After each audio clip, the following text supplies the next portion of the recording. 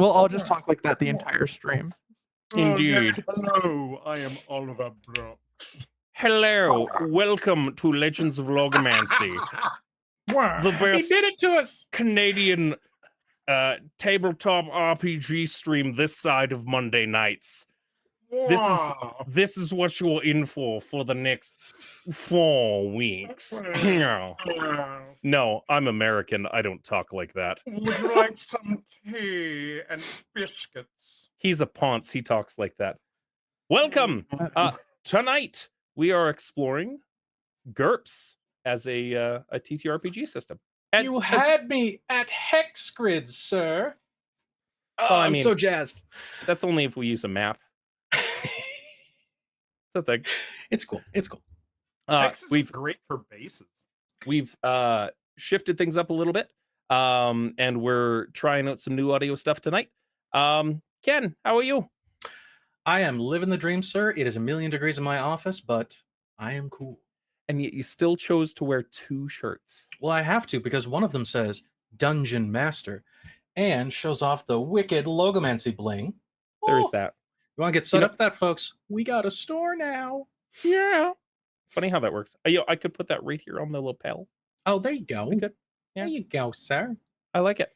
I'm looking forward to the story that you have meticulously prepared for us and didn't crunch together in the last 10 minutes. Who would do that? Who would do that? Who would do that? Riley, how are you? Ah! Best deadpan reaction. No, I'm It's so good. honest. I'm really good. I've been away for a couple of things. I'm looking forward to playing games again. I like it. And I need to be a little bit closer to my Yep. Hi, I have a new setup. I'm trying to get used to it. We're It's a gonna see how fancy new this mic. goes. Riley, can I get you to move a little bit over on camera for me, please? A little bit more. A little bit. There you go. Now move your mic along with you. There it is. Thank you. A little bit at a time. A little bit. There you go. Life is good. Thank you, sir. You sound much better. I appreciate you getting a new mic for the podcast and everything else. I know. It's a good time. It's I got a focus right and everything. I would show it off, but my desk is an absolute chaos. You're a real boy. Bast is an agent of chaos. We all understand. Little do all of you know, you thought that Flint was a terrible voice. Larry talks like this. No, in fact, Larry will be killed off in the first opening 30 seconds if he does. I'm Larry Smith, bitches. Let's do this. Oh, God. Oh, Ah. Mac, how's your day, bud?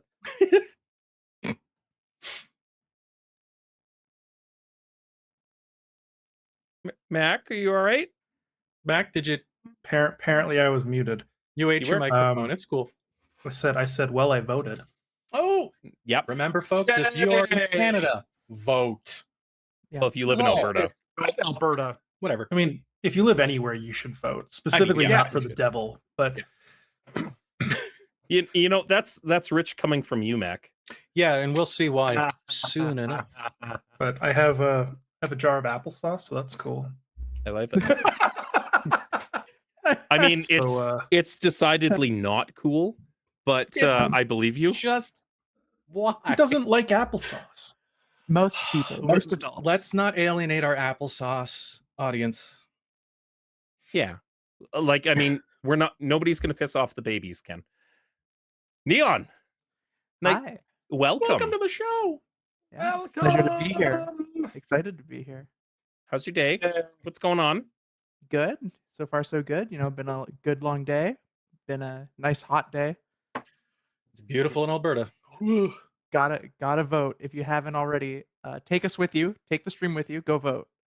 On your phone now On on, your- mobile. Now Yeah. on mobile. Love it. The voting's not. Get your butt out there. Anyway. With that, Ken, why don't we throw it over to you and you can paint us a mind picture in meat space. Yes.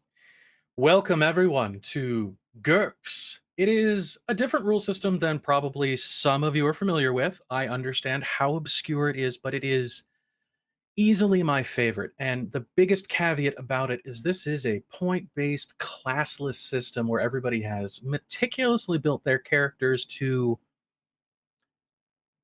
finite Exactly. extremes of violence or perhaps abstract thought experiments of reality. But I assure you, I have vetted every character sheet and only mocked James specifically because he deserves it. So, continuing on from here, we are in the world of Mike Mignola's Hellboy, the B.P.R.D. specifically. Yes.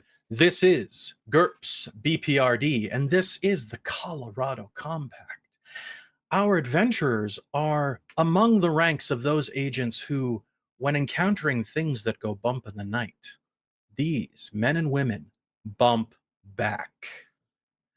So, without further ado, I will introduce you to our world where our adventurers, our heroes, our agents of the B.P.R.D. find themselves en route to the location of the new Colorado head offices. They are flying in 1976's pristine aircraft, a dilapidated Chinook Huey, possibly on loan from a sub-colonial purchase through Canada. But otherwise, the duct tape on the handlebars and the styrofoam seats that are stapled into place only help alleviate the stress of a brand new assignment with little to no actual recourse as to why they're going here and what they'll be encountering. Some folks might have received a bit of a presses from the director of operations, Dr. Broom. And while we're all familiar with a bespectacled little man of indeterminate Eastern European descent, as the man who brought Hellboy into this world and convinced him with pancakes to lend a hand, he ushered you each into the B.P.R.D., most likely as director of agents in field operations. Most likely, each of you have met a small bespectacled man who's ushered you into this world of insanity and madness, this eldritch horror seeping at the dark corners of our natural world. Now, specifically, each of you are on board a large, heavy passenger aircraft. You are flying through buffeting winds as you're approaching the Rocky Mountains of Colorado.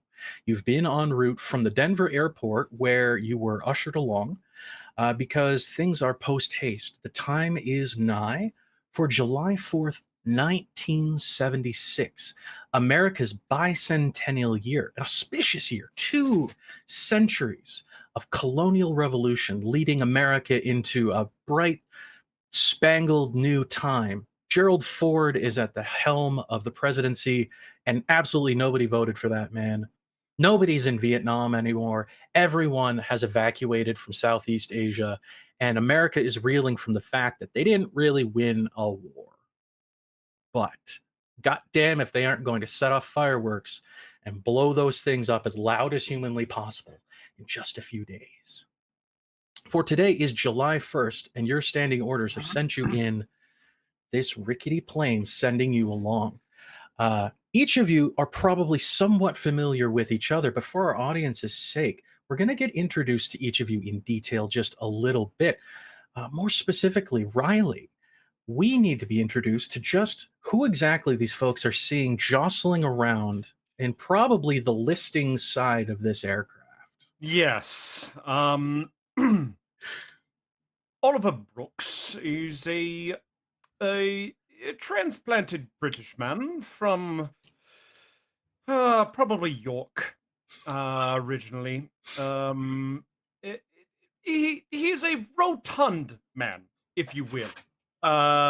He has a very nice mustache. A very, very well kempt suit, though. And a nice little cane adorns his side.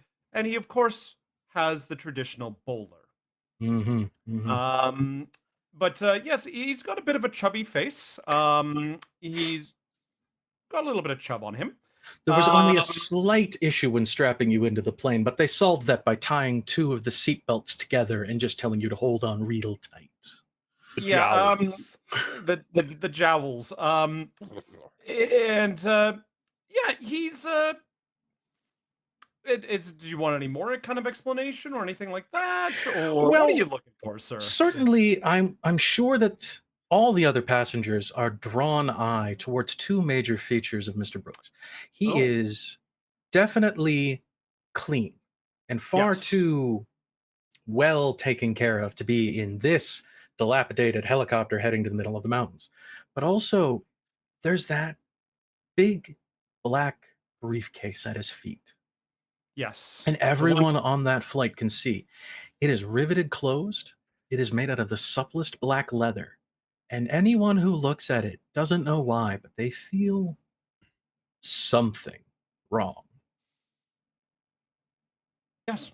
And then they look away quickly, easily. And then Oliver just kind of nudges the briefcase a little bit more to the center of his legs. Hmm. And I'm sure sitting neatly in the center of the spine of this flight, dead center, first passenger they would have loaded on, is our Lady Protector, right beside Mr. Brooks.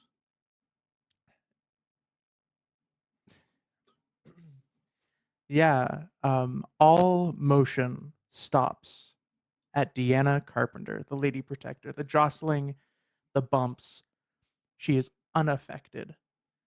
In fact, I'd argue that she is standing in the middle of the plane, completely unbuckled. Just 1 6'6". hand on one safety rail at best. Not even. just She just stands boogie boarding it. cross-legged, completely stock still, 6'6" of pure muscle and butt kicking potential. Mommy? Yeah. She's definitely stoic and solid in her expression as she looks over the plane at this group Mm. that she knows full well that she has to watch again.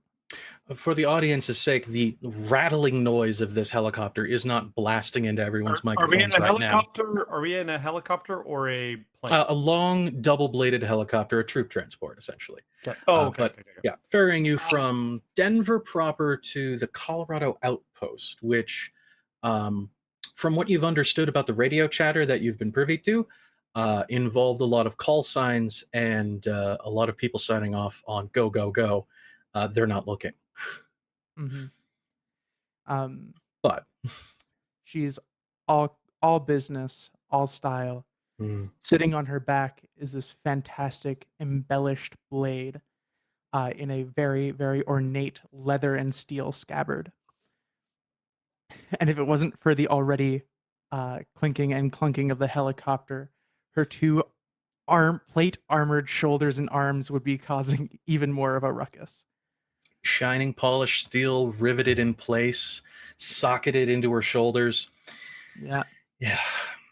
If she wasn't already imposing, she looks a bit like an armored vehicle herself at this point. Absolutely. And she reaches down into her pocket and pulls out a pair of black aviators and just slides them on before looking at the briefcase between Mike and Oliver's feet and just rolling her eyes. At this point, Oliver has pulled out a thermos and is trying to pour himself a cup of tea. Attempting. There's a lot of jostling going on and the vibration of the vehicle around you. And yeah, he's determining how worth it is at this moment. Oh yeah, it's that do I don't I it's tea time. Will we be arriving soon? Yeah. You're just gonna spill it on your pants. Put it away. Yeah. An Englishman never misses tea. Now, easily averted by everyone's eye as well, nearby on the other side of the compartment, kind of tucked in that shadowy section that, it's that extra seat that nobody really would have looked at. Everybody's aware of, but kind of also just ignoring the fact that Bait's here too. What is someone like Bait to the crowd? Larry Smith. Mm-hmm. Ha-ha! You've been warned. We call that a callback joke to green room time. Ah. Larry is the most unassuming local guy that you have ever seen. It's hard to notice him with all of these remarkable people around him, right? Between the jowls and the tower over there, and The you know, jowls and the tower. yeah, Larry fits squarely in the middle. Decked out in a cheap suit, a little bit bulky underneath, kind of rumpled like he slept in it. A Sears Roebuck $10 special. Yeah. It's standard B.P.R.D issue. You know, it's what they had. He's got an old Czech rucksack at his feet because it was good. It was middle of the road, good enough, you know. And he's just kind of twiddling his thumbs, looking about. Brown hair, kind of blue eyes, medium complexion. You wouldn't pick him out of a crowd. No, absolutely. There's always someone more interesting than just Larry. Yeah. Yeah. And the B.P.R.D. definitely staffs everyone under the sun. This vehicle is packed to the brim right now with agents, operatives, and A esoterics. librarian. Librarians. The head librarian.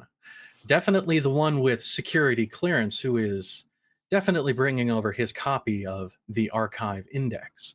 But Yes. otherwise, around you in this, for the lack of a better term, it's a Huey, a big Huey, packed with people in suits, people clutching rucksacks and briefcases. One guy definitely just has one of those file folder boxes just stuffed with whatever was on his desk, apparently. Because the vibe of the folks before you even got on the helicopter was B.P.R.D. agents. Everybody flashed a badge to get in the hangar before getting on this vehicle. And the folks operating the vehicle are U.S. Army and U.S. Air Cavalry. But you've also seen some insignia on some other folks that say special operations. They've just got a little gold eagle with a little star clutch there. And off the top of your head, none of you are super familiar with this. These Americans and their military sources. The B.P.R.D. itself, never a military organization.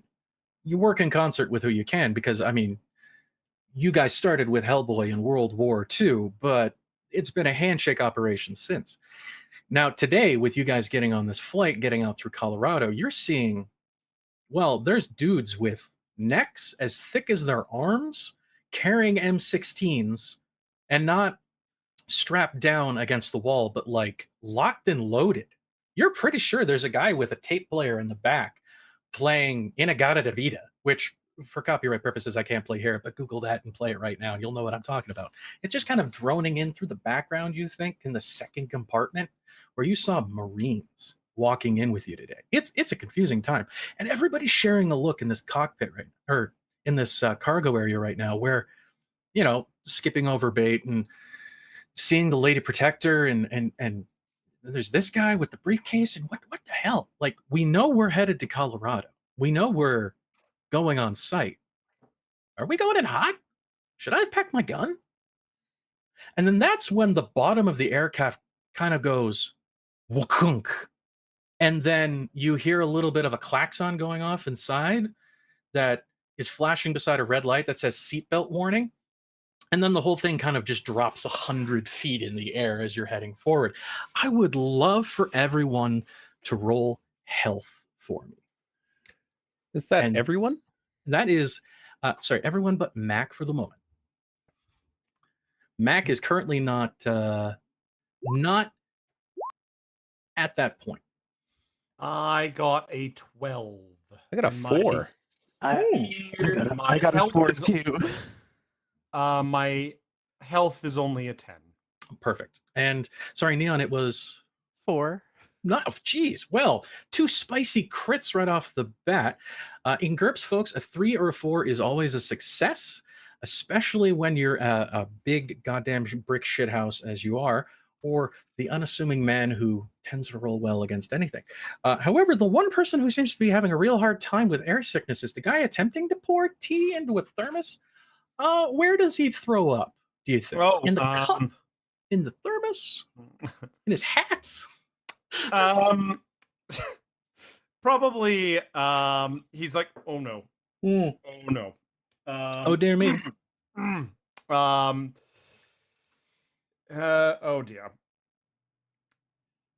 He And with dumps out that, his tea. He dumps out his tea and throws up into his thermos.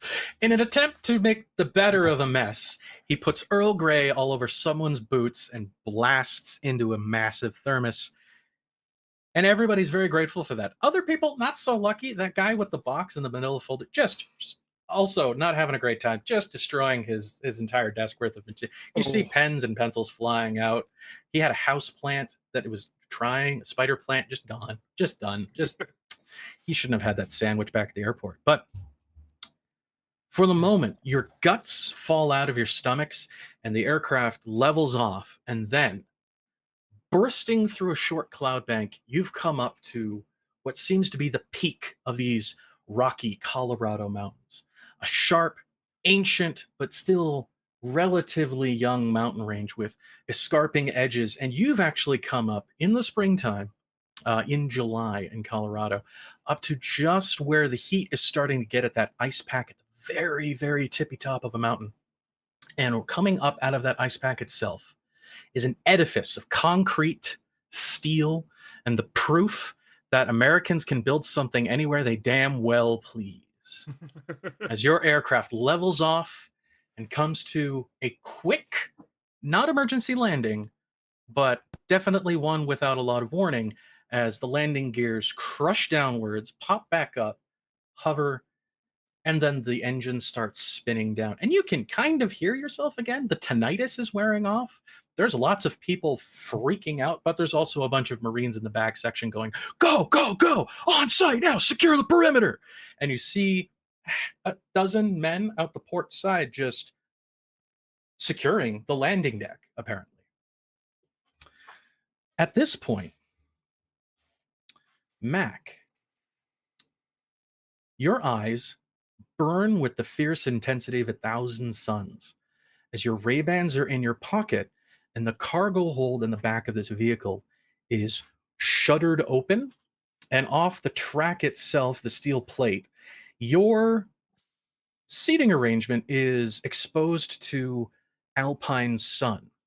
Beside you, a woman with mottled red flesh and a pair of crooked horns on her forehead leans against the wall, checking her nails, which are still 6 inches long and seem to be bony talon more than anything. She looks at you. You're coming to for the first time since somebody stuck a needle in your neck. What do the guards see as they're shuffling forward your rolling cage out the back of this vehicle? I mean, they're obviously going to see the demon girl leaning against one side of the wall as I'm kind of like shook and awake, and I have this like moment of like, holy fuck, panic. The demon girl kind of like dissipates, and a kind of red glow, like shadow, kind of like looks like it's massaging my shoulders behind me. You kind of hear a whisper on the wind that's like, it's okay. I just kind of like staring around, and they just see this like terrified looking goth boy, 70s style goth, teased up black hair, black jeans, Doc Martens, black band shirt on, messy coming over the face, just like looking for his hip for like his little pocket knife to like awkwardly hold out in front of him. That is what they see. They see a 70s goth boy who is terrified, because I'm imagining the last thing he saw was in the alleyway.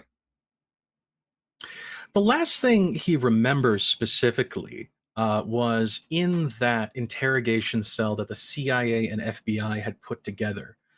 A short Dutch German guy had come in with wild hair and spectacles and said, yes, this one will come with us, both of them together.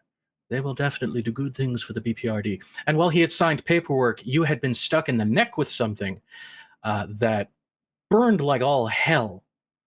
But You've woken here, and that's great. I'm alive Yes, you woke up.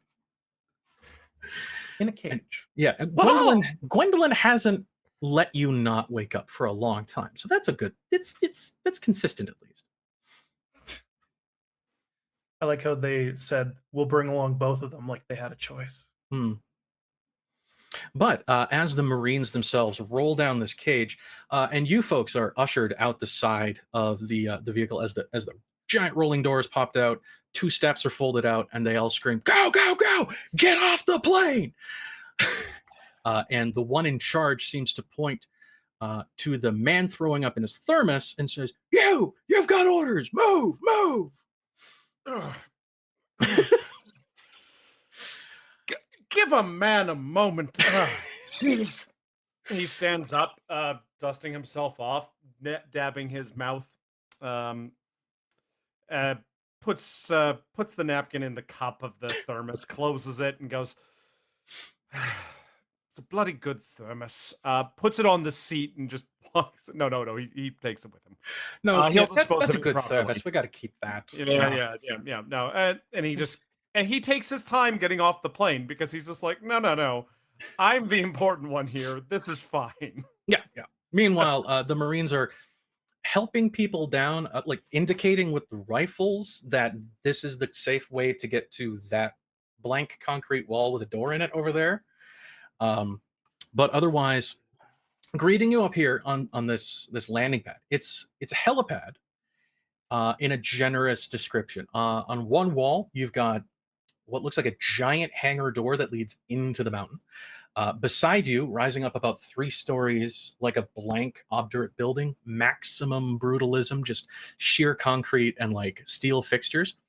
There's the top of the facility. Up top, you can see doodads and what have you, and probably a command deck or something way up there. But right here, you're on a level concrete pad. You've got big metal flaps that seem to come up to keep the plane from flying off the top of the mountain in a high wind, something like that. And a clear-ish path towards the wall with the door. Yep. Standing over there is just a man in a nondescript black suit. Kind of a lot like Larry's, probably fits way better, is the best way to put it. But he's tied down with kind of like this high-vis vest on top of the black suit. And he's got a clipboard with a pen. He waves nondescriptly. Yep. Oliver will wait for the other 2. And your half dozen other varied compatriots that were in the passenger compartment. Yeah. Larry seamlessly bled into those soldiers. He wasn't the first person off, and he wasn't the last person off. It just kind of worked out that way. Yeah, he's got his Right in bag the very somehow. middle. Like it came out of cargo and it's in his hands. Oliver's like, okay, where's Larry? Where is? I cannot actually see Larry. You see that You look away, you look back.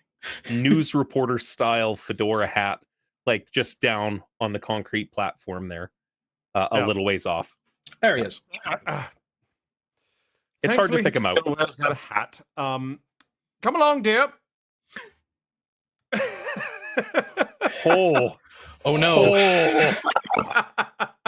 Was that? Oh, So that's adorable. the B.P.R.D has, I'll say it, spooky stories that get told in the dark about the things that happen. The B.P.R.D, it's the Bureau for Paranormal Research and Defense. In a department like that, in an alphabet organization like that, water cooler stories, they're pretty much the same. I mean, people are people, but there's also the weight of, man, did you hear what happened the last time somebody said something like that to the Lady Protector? Yeah, didn't they find pieces of him in Guam? Yeah, and they were operating out of Cambodia. Uh-oh. Yeah. I think Deanna definitely has that little like funny. And then looks over to Locked Up and Pretty over there.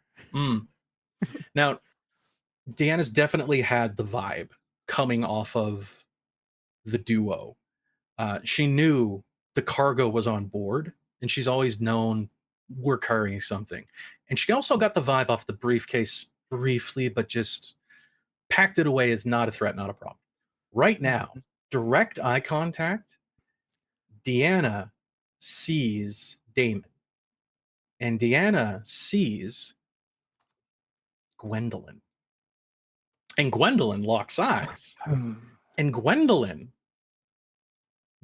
eyes open in a look of horrified surprise and also immediately snapping over to just mischievous glee. Just absolutely satisfied with what's happened today. And she waves. And she points. And she shrugs. I think Deanna reaches up to the handle of the blade and goes, "Firstly, you there, tall, dark, and horrendous. Put that stick away before you get yourself hurt. Secondly, Gwendolyn, congrats on the downgrade." And she walks away.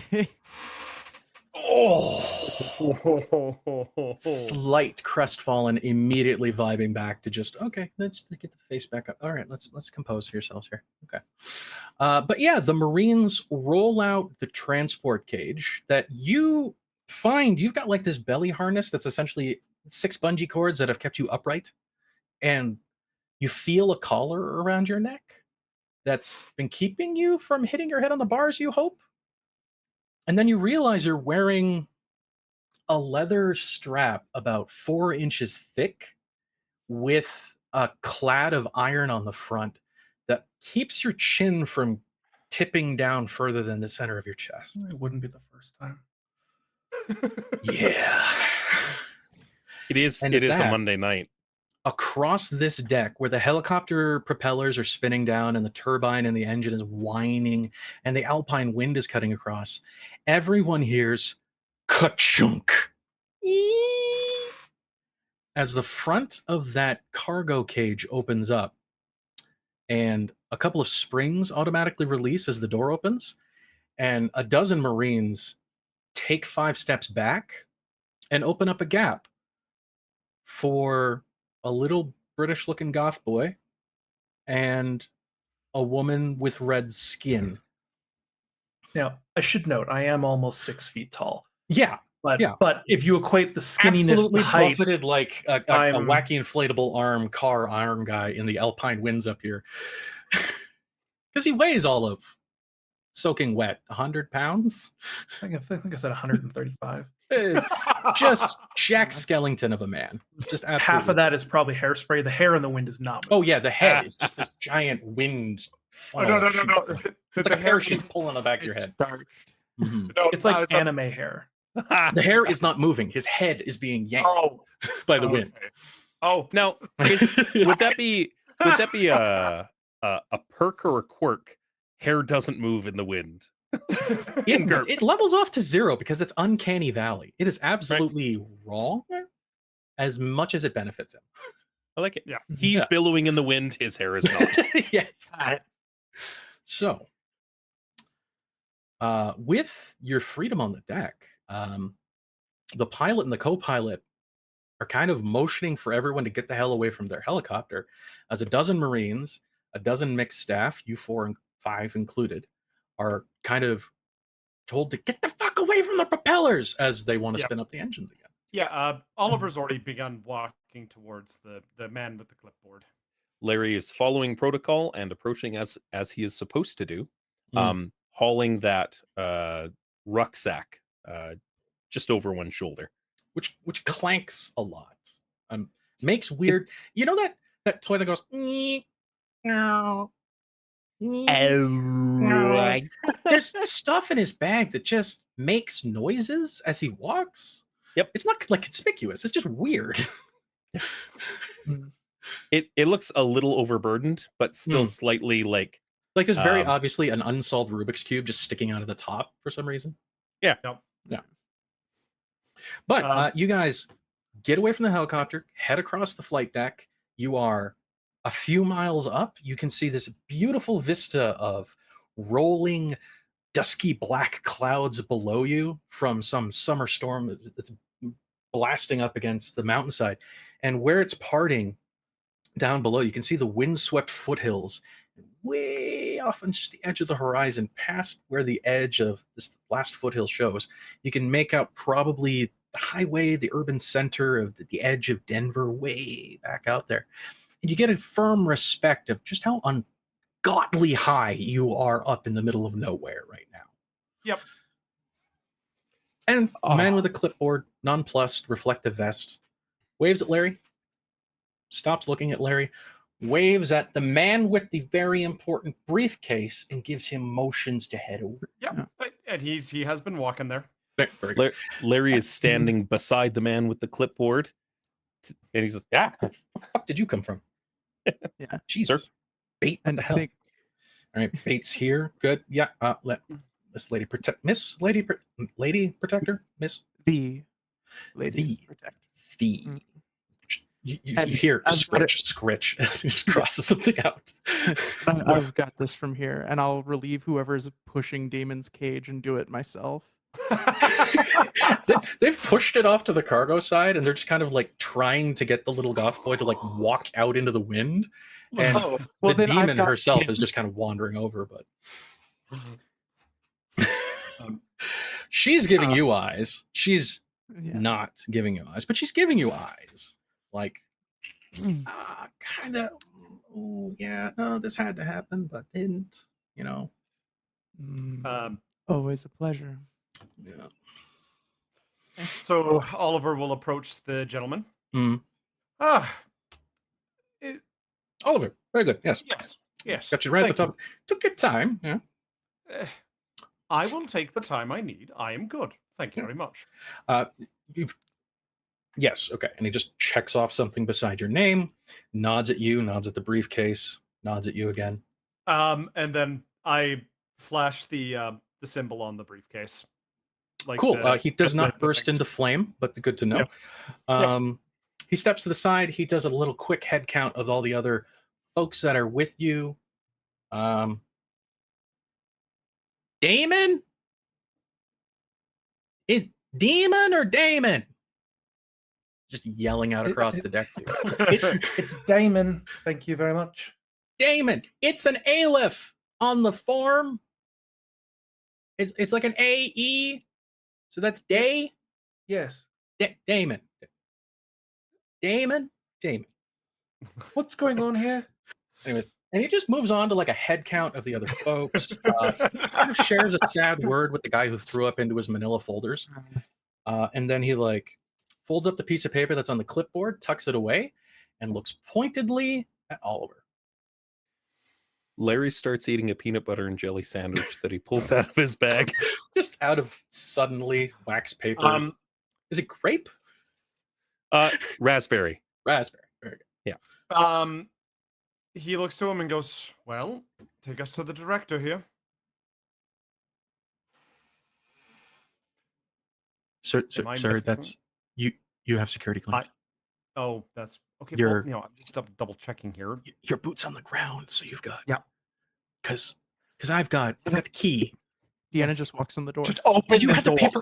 Deanna just like so Deanna, stepping past the men who can't get past proper procedure, grabs the metal handle on this steel fire door set into the wall, and you hear a crunching noise. And Deanna can definitely roll against that enhanced strength.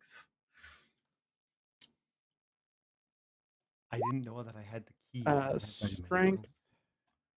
That is a 10, but my strength is 14. Exactly. So Deanna wraps her hand around the tiny little doorknob itself, and you hear standard army issue succumbing to that top 5 percentile that doesn't exist in army math, and ping, and what? A giant steel door just hauls open in her grip. Oliver looks to the guy with the clipboard and goes, "Please repair that right did away."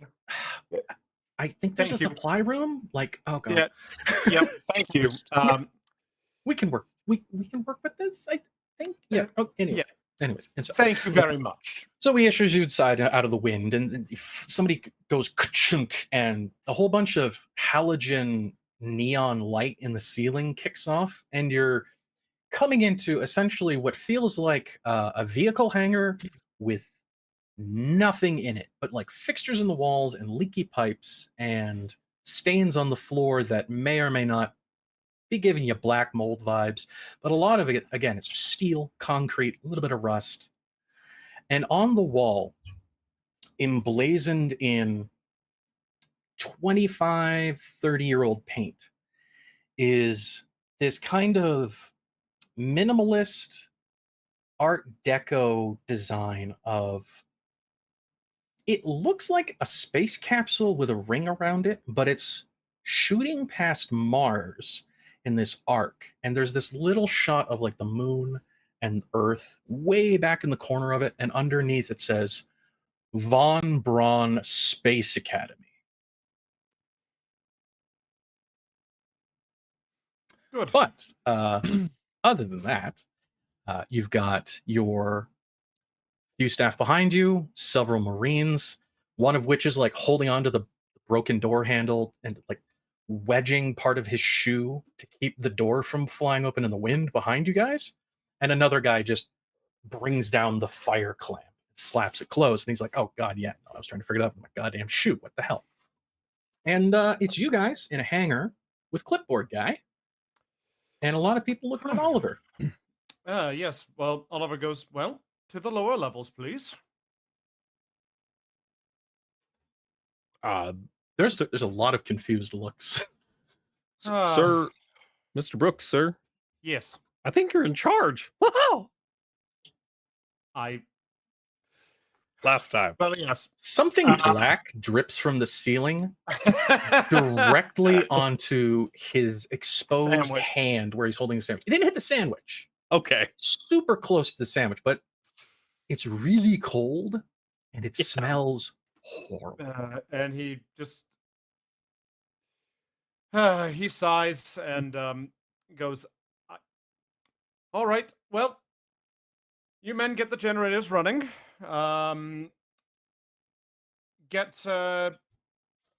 Take me to the library, take me to what you have here, and the archives. I'll need access to those, and of course, where's the vault? Great. So the Marines exchange a look at the light switch, look at the lights, look back at you, just deadpan confused. But the guy with the clipboard says, sir, you're ushering orders Yes. with your secure package, right? Yes, I am. Where are they?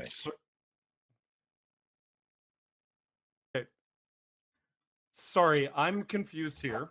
I You've apologize. got a black briefcase of doom. Yes, I do, and I'm Yes. trying to get to the vault. Yes. Sir, we're just, clipboard aside, I had a staff list that I was supposed to welcome to the new facility here in Colorado. I hiked for 3 days to get up here. There are wolves. I have a small gun, and I'm not sure that toe's ever going to grow back. But Sir, what's your name, friend? I was advised you'd be showing us around. Gibbons. Oh, It's okay. Reginald Gibbons. All right. Sir, Mr. Brooks, sir, I think I Yes. have, because we got all shuffled into that helicarrier thing, and got handed a bunch of papers, and he reaches into that big bag and he pulls out a massive, like, for your eyes only blueprint of the facility. Awesome. Yeah, thank he you. literally pulls out Dr. Broom's briefcase. So That's yeah. how that went. Thank you very much. it is leather, soft, supple, 30, 40 years old. It's Dr. Bruttenholm, as written out. It's Dr. something like that. But yeah, he just reaches in, he pulls out, oh yeah, perfect, and just unfolds a blueprint you've seen before and unfolds it in front of himself. Yeah. Thank you. I was looking for that. No worries. I just happened to have come across it. Good. Perfect. So Oliver will lay out the blueprint and Perfect. start kind of Okay. figuring out where to So- send people, barracks, etc. Totally cool. So this blueprint that gets laid out, it's 99% of what you're looking at right now. You've got a hangar floor, you've got a landing deck, you've got another section probably inside the mountain. That's what that dotted line means. That section that says vehicle maintenance and elevator. Off to that direction, you definitely don't. Yep, that's the primary elevator chute over there. Cool, and that's what the big fat power cables are leading towards. Makes perfect sense. Yep. And so you've got these lower decks and this little series of notes, again in a spidery kind of Dutch English hand that don't Yeah. make a ton of sense right away. But Bradley, he definitely recognizes his Yes. writ there. Way at the top floor, you've got command and control, and you've got operations. Currently, you've got barracks unoccupied, barracks non-provisioned. As well below that is computing, records, R&D, maintenance, and redacted. He nods and he goes. He gives basically the soldiers the orders to get into the bunks, stock the armory, stock all. Like I presume we got a lot of other kind of stock and stuff like that. Mhm. Um, In the Marines, the one guy with like epaulets shows up, nods, looks at you, looks at the map, sir, and he just marches his group towards the elevators. And all the office-looking people kind of start scampering after those guys. No, office people go to the arc. I order them to go to like the computing places. Find your desks. Make your desks. Level 4? It's Yeah, level 4. cool. Cheerio. And with us, we make our ways to here, and I point to the redacted. Oh, level -10. Yes. Very good. So the whole troop usher over to an elevator. 12 office people, 12 Marines, and a red-skinned lady. You step into the elevator, and it's like you could park 4 Humvees and probably a tank in the middle of this thing. And you roll across the cage to the far side, and there's this bank of buttons with these big analog kind of like brass switches. And the first 10 levels are all there, just a big clacker. And then at the very bottom, there's this keyhole that could fit Diana's whole ass hand. That's good 6-8 inches wide, which just has a mark beside it that says redacted. And like there used to be a plate riveted to the wall that got unscrewed, and they kind of scraped the glue off. But so the elevators will definitely take you to the first 10 levels. Yep. We drop off those people at Very their good. respective So levels. elevator whirs down just to the barracks, and screen pulls past. The Marines march out, and it looks like an army base, like standard American military hatch doors. You see pipe fit canvas bunks. Yeah. The best of those, and guys are just chucking their rucks on things and climbing in and going, "Cool, sign off," and they salute you as you Yeah. close the gate. Standard army issue. Yeah, nothing better than that. Point of order: is this Mhm. all? We're at a cement compound in the mountains. Geothermal. I mean, You that hope. started about 1911 or so. Oh, easily, yeah. Yeah. And on that blueprint you've got down there is this void in the description where it's just a circle with the piping and all the electrical steam and water come out, and it's this void at the very bottom that just is labeled generator. No description, no capital letters, no anything, no see appendix B, just generator. And the kilowatt outage on that is 10 to the power of 8, higher than you'd expect. 10 to the power of sandwich. Got it. It's huge. As love familiar as you are with the specifics of this or that, James, if you'd like, I believe this would be a great time for you to roll against probably electrical engineering. Cool. I can do that. Yeah. Of course you can. That's at least You're an wired. IQ hard. I'm guessing that's a 9. That's a 13. I failed by 3.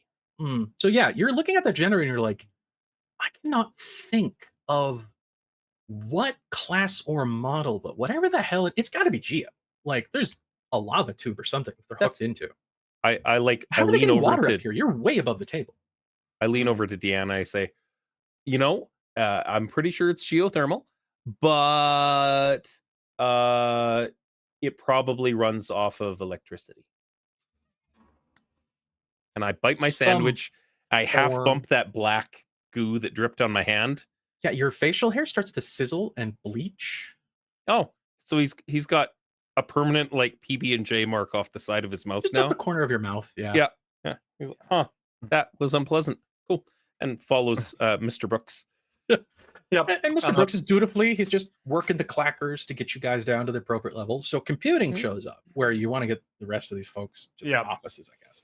Offices, and get them set up, and then yeah. I presume there's living quarters for them there, probably somewhere. Yeah, so the elevator levels off on computing, and it's kind of like a wide hallway into like an atrium, where off to one side you've got the equivalent of a one-story building kind of built in this big space over here, and another one-story building built into the space over here, and you realize you're looking at like a football field sized open area with like 4 unassembled desks and a couple of boxes in the far corner and a dripping pipe leaking on top of one.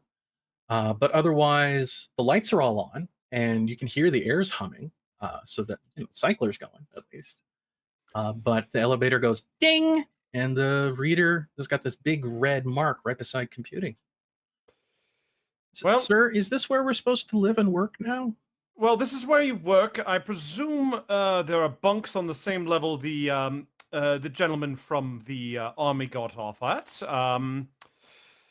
Oh, okay. Yeah, start setting up, and we'll have more information for you in a bit. Do you still need new tea, like you asked for? Yes. Yeah. Yes. Is it? Are we past tea time? Is it gin o'clock? I have a note here that says gin o'clock.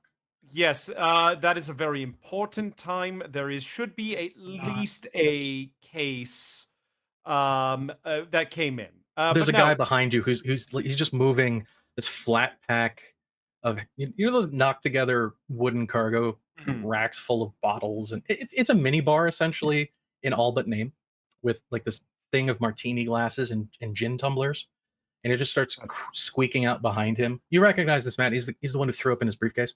Okay, yes. All right. He's kind of still green, and he just kind of waves you off and starts heading towards the box that he has to unpack that's dripping. Yes. And so I basically just say, get all of your equipment up and going and ready. We will have orders within the next couple of hours. Neat. Yes, sir. Nods. Someone in the back's like, I think there's Tang in the commissary. Woo, Tang. Tang. And then we're in the elevator that ourselves. leaves you to these 5 compatriots so far. And I presume I have something that allows me to get down to the restricted level. Yeah, so shuffling around in Bruttenholm Broom's briefcase, there is a big lanyard of keys, one of which looks like just a big waffle with a whole bunch of brass filigree on a piece of steel that comes out. And it's, for physical description, it's about the size of my hand with a handle on the top of it that once you slide it in chunk in the elevator, that handle is what you use to torque this 5 pounds of metal sideways. Yep. So Oliver pulls that key out, pops it in, and turns it. Do you need a hand with that? Oliver has a problem with turning it. Yeah. Yes, if you may. Oliver. Thought. And Deanna just comes up like it's nothing and just ka-chunk. You see like the key itself start to bend before the mechanism behind it just shoots dust back into the room, and something gives behind it. You hear something glass shatter, and there's a slight smell of acid. But then this entirely different bank of lights behind the display lights up, and the whole thing kind of hums and whirs. And the crank lets you go down to the redacted floor. And Deanna looks over back to Larry and goes, Yeah. Electricity. I thought so. At this point, a very blood red lady leans over, kind of draping herself over the back of the tall man. Oh, that's what I remember Yeah. She has powerful forearms, lady. about. I say to the demon. Oh God, Larry's forward. Most people are. She shares a look. She pats Damon on the head. Gets her hand stuck to his hair, pulls it out. So, Ken, I have to ask. Mm-hmm. Obviously, there are certain things that they do not know. Yeah, definitely. And there are the things that I do know. Mm-hmm. Security clearance and all. Security Yes. clearance and all. Yeah. So, At this point, I would say you are definitely feeling a weird whammy. And this is about when it all kind of starts coalescing in that tingle in the back of your neck where you're like, wait a minute. Is this some magic bullshit? Is this something I should have twigged onto? Yeah. Who specifically? Well, definitely the guy that's suspicious and asking. Everybody really here can roll versus IQ. Can I? Mac, I'm going to say Damon's still feeling wonky and drugged. Roll it at IQ -1. But Dana. Yeah. Due to my magical sword, Ah, yes. I can detect evil. Yeah. It's vague and directional.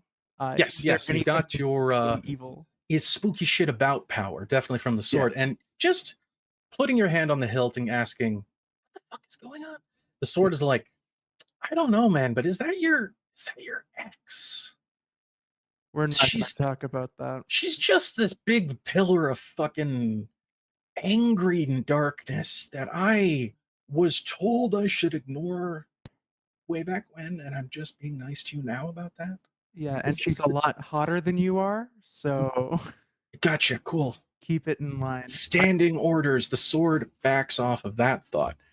Yeah. So let's see, Larry. Pushes too hard. We'll see, but Yeah, the sword is not picking up on any other specific, explicit, spooky vibe. So there's no hidden, invisible vampire sitting in the back going, yeah, but like, yeah, what? Something's going on here. I matched.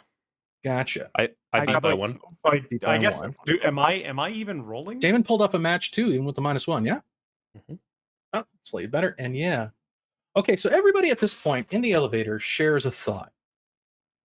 What the fuck is going on?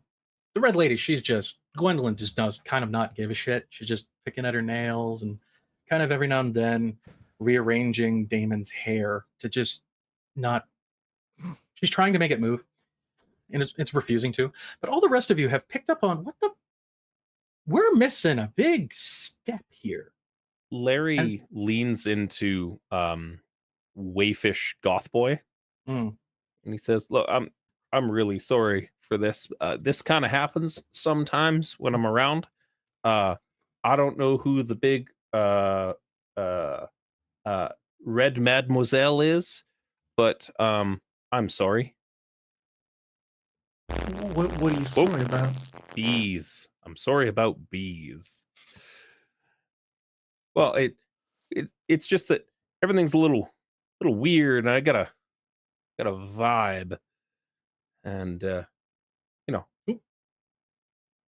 Technical difficulties, please stand by, but we're just reconnecting and get rid of some static. Hey, there he is. Bop-a-doo. There's a Mac. Hello, Mac. Good.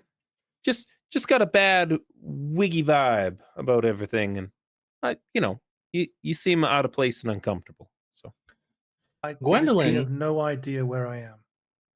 I'll stop you there, honey. Larry, is it? Mr. Forward talking about forearms? Stop yeah. talking to my boyfriend. Oh. Okay. And she just Oh, you're in a relate. That's good. That's good. Sandwich? I I mean this as explicitly as it sounds. Burn in hell. Oh, okay, ma'am. And I stand behind Deanna now. That's better. Yeah. And then she Larry- does not look at Deanna. But Mm, Don't take her personally. She's always been a little a little what? Finish it. Red? argumentative. Just daggers. Just shooting daggers. I mean, she didn't say anything that was untoward or anything, so it's fine. Like, Burn in hell. Nothing untoward. Nothing untoward, of course. not to like there. Larry, It's not, And water it's off not the like duck. she insulted him. She's just said words. for what it's worth too, she's not your fault. You didn't pull her here. Oh, that's weird. That's the Yeah. first. That's really weird. Huh? Actually, it's kind of funny. Like Oliver turns at that statement and goes, "You didn't draw her here." This isn't your doing? No. Holy. Oh. At this point, twigs onto something specific. This reminds you of there's this training that you guys go through when you're kind of first inducted, where they double check if you've actually got like a whammy behind things, or if you're stage magician who responded to the newspaper ad badly, and they got to weed out that binary pair. And you remember, there's a very specific training course where they actually like wham you with somebody, and you're pretty sure all of you may or may not be succumbing to something like, I don't know, a mind vibe. I see. Some kind of. Go ahead and you've got on your character sheet, you've got yourself a skill. Mhm. Go ahead and roll. I'll give you. Go ahead and roll occultism or thaumatology. I could do both of those. And definitely, as always, Larry, go ahead and roll against that too. I Made pass it. by one. Mm-hmm. Oh, Damon's jamming in. Damon's like, oh, wait a minute. Is this? I think I wasn't passed sure if by I was supposed to one. roll or not. Oh, definitely. If you've got the skill, you can twig to it specifically as well. It's one of those things, if you're not trained in it, you're not going to know about it. If you're not inducted into the circles, you won't know the secret handshake kind of idea. If you're Yeah. not Well, Larry. So Larry's the exception to all rules, of course. Well, Larry's let me- fucked. No, Larry's not. I mean, Larry rolled a 9. That's Yeah. not bad. He matched. He Yeah. got it. So Larry Yeah. definitely knows, oh no, we have had a chunk of time missing. Yeah. Oliver kind of twigs onto it. Like, How Damon, long have we Wait a been in the minute. elevator, sir? hold on, Damon. No, Oliver's eyes kick open. I've missed tea and gin. Yes. You're like, wait, no, tea time and then gin time. You're like, that's hours. And Damon, you're just feeling, oh God, this is like that time in Dallas. And you can't remember why this is like that time in Dallas, but it's exactly like that time in Dallas. Super And deja Gwendolyn vu. shoots you a look and just, it's a knowing grin. And then just goes back to her nails for a moment. Now this vibe, is this a pinging on detect supernatural? Oh yeah, stopping and concentrating for a moment. Each of you has like this literal, tangible, fuzzy aura around your head that smells of springtime and the chiming of silver bells. And then that thought leaves and escapes you. But yeah, there is an aura about each of you that you've had your memory modified and you don't know why. Is this feeling specific to having gotten on this elevator or before the helicarrier? Or is it just this place? Like, do we have a sense of... It's recent. It's definitely within the living memory of the last hour. And Oliver immediately looks at the briefcase. your briefcase is this very permanent presence on your hand. And just looking at it, you can see it is unmolested and absolutely secure. And you know in your heart of hearts that you've done your job and it is okay for the moment. Okay. Mr. Brooks, I can't help but feel like something's playing tricks. Yes. I'm usually a little more resilient to these kinds of things, but it got me too, sir. Should we secure the package, the football, the whatever the Mahoozits? As President Ol- Ford would say. Oliver turns to Larry and goes, "The package is all right. The package is secure, but we should be down at the bottom of the elevator at this point." My sandwich doesn't appear to have So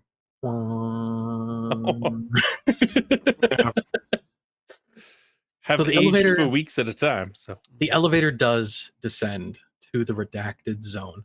And while you've passed like generally bleak concrete walls, past just a safety cage of like grill, beyond that last level, past computing, past the lower sections, you're entering bedrock.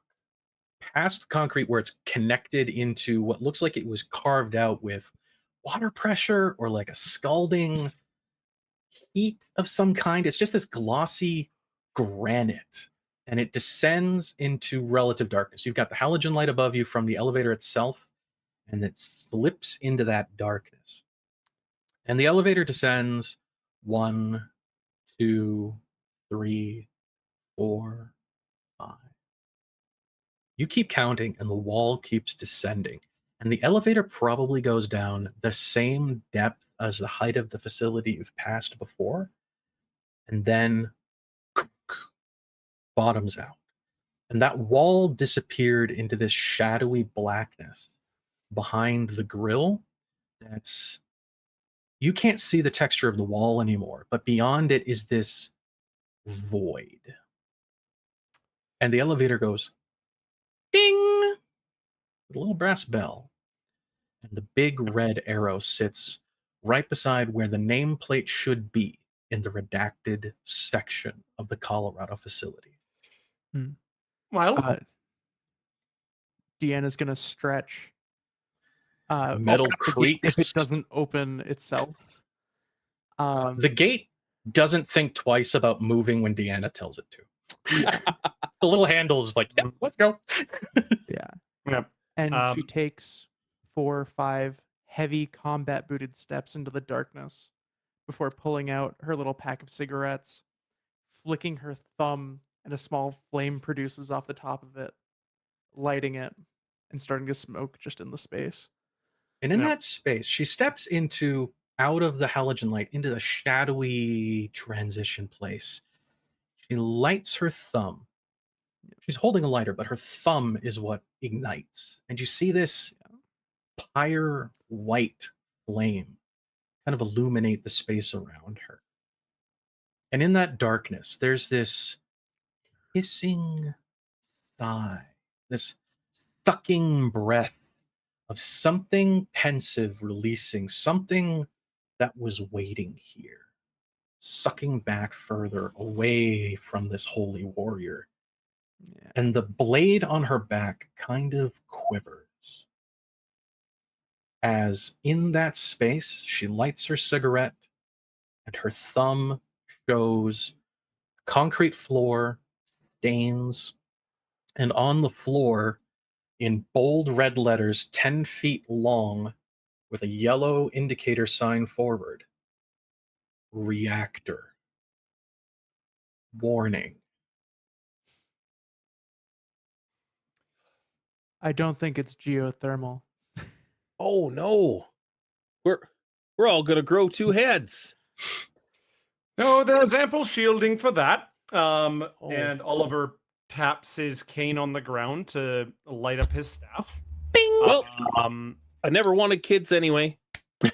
A little rune on the very head of it just emblazons up, and light I've got- just envelops the space all around. It's like the halogen above you, but pointed in all directions for a moment. Yep. As it dims back to your eyes reacting to it. You're in a hallway, probably 20 feet radius, that just tunnels directly into the mountain. The big warning sign on the floor. You've got field markers on the walls that keep you from like bumping your head so you don't walk past this point. You've got conduit that looks like it's rusted away and kind of degraded and melted. You've got wiring and cabling and this big fat rubbery conduit that comes out of the reactor and it goes back up to the facility. You saw it on the blueprint. But there's other snaking cables coming up the pipe. It's snaking up the walls, kind of like splayed fingers, like veins in an arm or vines on a tree. But it's not leafy growth and it's not rubbery cable. It's some red, tubular, glossy something. And you hear it slosh and pulse. And you feel it boom, It- boom, boom, Miss Carpenter, boom, boom. Miss And it Carpenter. leads off to the extent of Riley's light into the darkness ahead of Miss Carpenter. Ma'am, you you've been around, seen a lot more stuff. You ever seen a nuclear reactor made out of meat? I think it's called a heart. Oh, half a sec. I couldn't hear you there for a sec. Ooh, Oh, You're so far away in the tunnel, Miss Gwen. apparently is that better? it is not. Give me a sec. I will Please stand by. Several of us have bought new microphones lately. give you a bump up. Yeah, cut out there for a sec. Try that Test, again. test. Test, test. Neon, hello? Nope. Oh, You are there. Hi. Hello. I'm getting nothing There from we you. go. No, Hi, I'm that's back. not your regular microphone. You're on a different mic now, probably your headset. God damn it. You How wanna- many mics are plugged into your computer? The So red many. joke. There are so many. Hi. Hello. The current There we record is go. 5. Never feel bad. Still- You can't still beat that not, record. Still not right. I've got 3 right now. What? No. Go ahead and just unplug in VDO. If you go into your audio sources, you can uncheck anything you're not using. Wondering why it cut out on you? That's a little weird. Uno Hey, momento. it's por technology, favor. folks. We all need to live with it. Sometimes it makes decisions for us and doesn't tell us about them. It's There's just trying that. to be helpful. As Mr. Rogers would say, look for those helpers. Hi. Is that better now? Not yet. It's about 6 Uh-huh. feet away, wherever it is. I'm just gonna give you a little bit of a boost, a boostykins, and then we'll be good. I'll continue to workshop that as we go. Yeah. Look, Cool. I like it. the point really was Larry imploring to Miss Carpenter, have you ever walked into a nuclear reactor before? And Miss Carpenter saying, I think it's a heart. I think. Well, um, I've never been in a nuclear reactor made out of a heart before. This is weird. Neon, sorry, can you try speaking? Is it working now? No. It is not. Would you switch over to your headset mic for now? Yeah. Yeah. That's all good. Yeah, it is what it is. Life happens. That's almost worse, actually. Should we take 5 here? Dagger. Yeah. Why don't we jump to a break for a Looming on little the bit? dark precipice of the reactor at the heart of this facility, our adventurers fight some technical difficulties. Folks, we'll be right back. We'll get you some good times. Back in a few.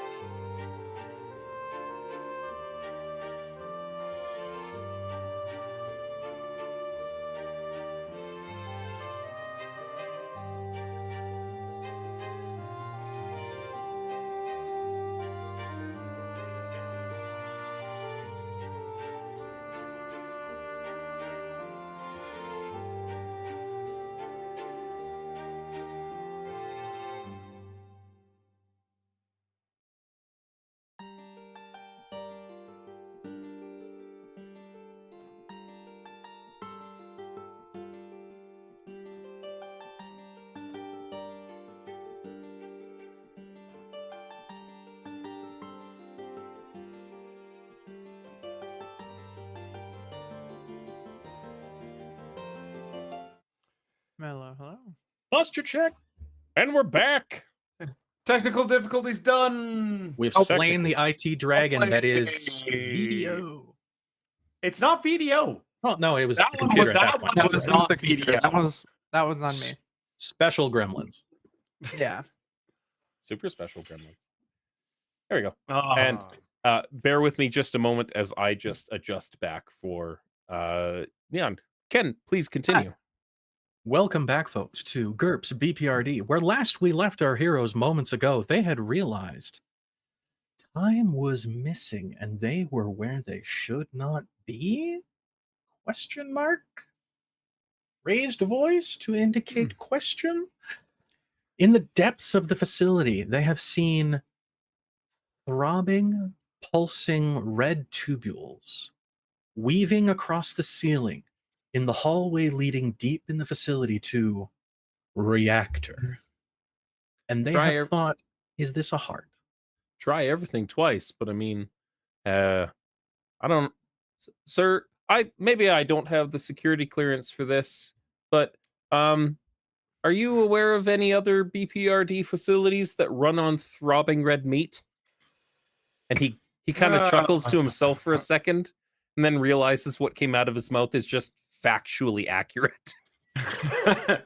Oliver just kind of starts looking around and takes a second and goes, "We're missing time. How much time are we missing?" My sandwich still tastes okay, sir. You've been eating that same goddamn sandwich for an hour. An hour is missing. Well, Gwendolyn seems to be like mincing a small bug in between two fingernails. Just rolling it back and forth. Not killing it, but like My dear, ruining it. with the red skin, what is your name? That's Gwen. Gwen, Gwen, when she hears her call, her title reduced to a syllable, Gwen. just shoots a look and then makes a pointed look at Damon.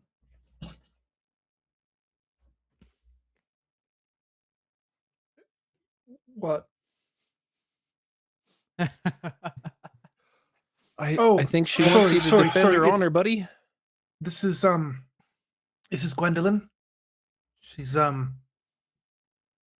my very possessive girlfriend, pun intended. Sir, that's rude. You don't say that about a lady. No, I mean literally, I'm possessed by her. I mean, she's quite fetching, but still, come on now. There No, I was mean, a like, she ritual. She lives inside my body half the time. His heart is in my body, and my heart is in his. Try everything twice, I guess, but I mean, Okay. Yes. You just call me Gwendolyn sounds- rocks her hands back and forth, and then they rotate 360 degrees and come back up again and crack. I have to ask, were you aware of the time loss? Me? Yeah. Oh, I don't think any of you were, though. No. Not even. And she just looked, Yeah. which is funny. I remember someone having a holier than thou attitude about things. Miss Gwendolyn, if you may, we are missing information. Yeah. What did you And- see? A whole lot of shit out of your pocket. And she literally lifts the red flesh off the front of her chest, and you can see the burning coals underneath the black bones of her flesh as she points at your three-breasted jacket.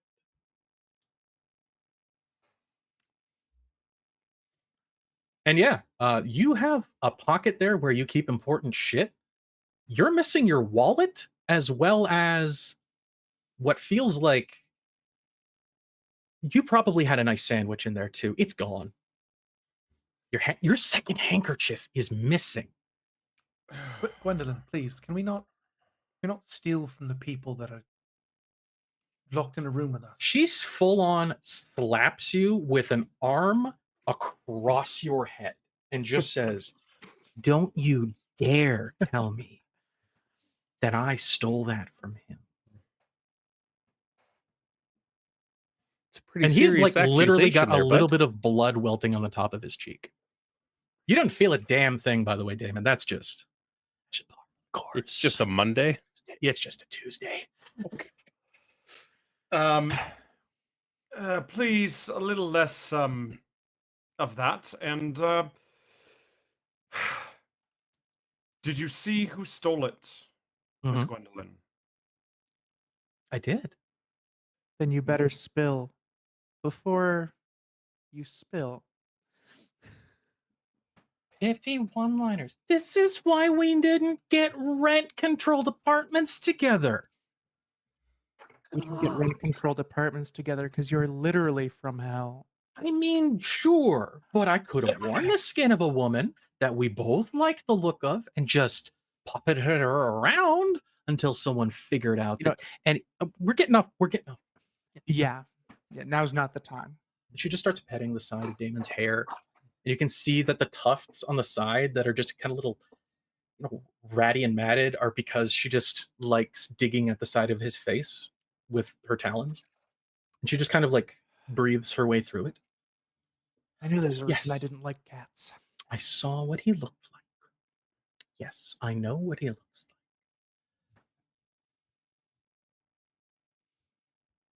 Wait a minute. Hmm. I don't know what he looks like, but I saw him. What the See. fuck? Oh dear. Well, sir, Oliver can roll against an 11. Okay. Is this to read her or No, No. it's a knowledge roll versus a skill he's specifically trained in. Technically, Larry can roll against it too, and I'm gonna say that a lot these next 4 weeks. I think. okay. What skill am I rolling against? That is going to. If I'm not giving it away, it is an IQ hard at least. So I think you're at a 9. Yeah, I want to say 9. Does my So let me magic scroll up to resistance your come into walls. play for any of this? No. Okay. By the way, 8. just for posterity's sake, you rolled the worst in the secret rolls behind the screens. Oh, Thank God. But 8. So I Yeah. succeed by 1. so Oliver's putting 2 and 2 together and watching a demon talk about how she's lost her memory. And then Larry goes, "Wait a minute. I've heard about this before."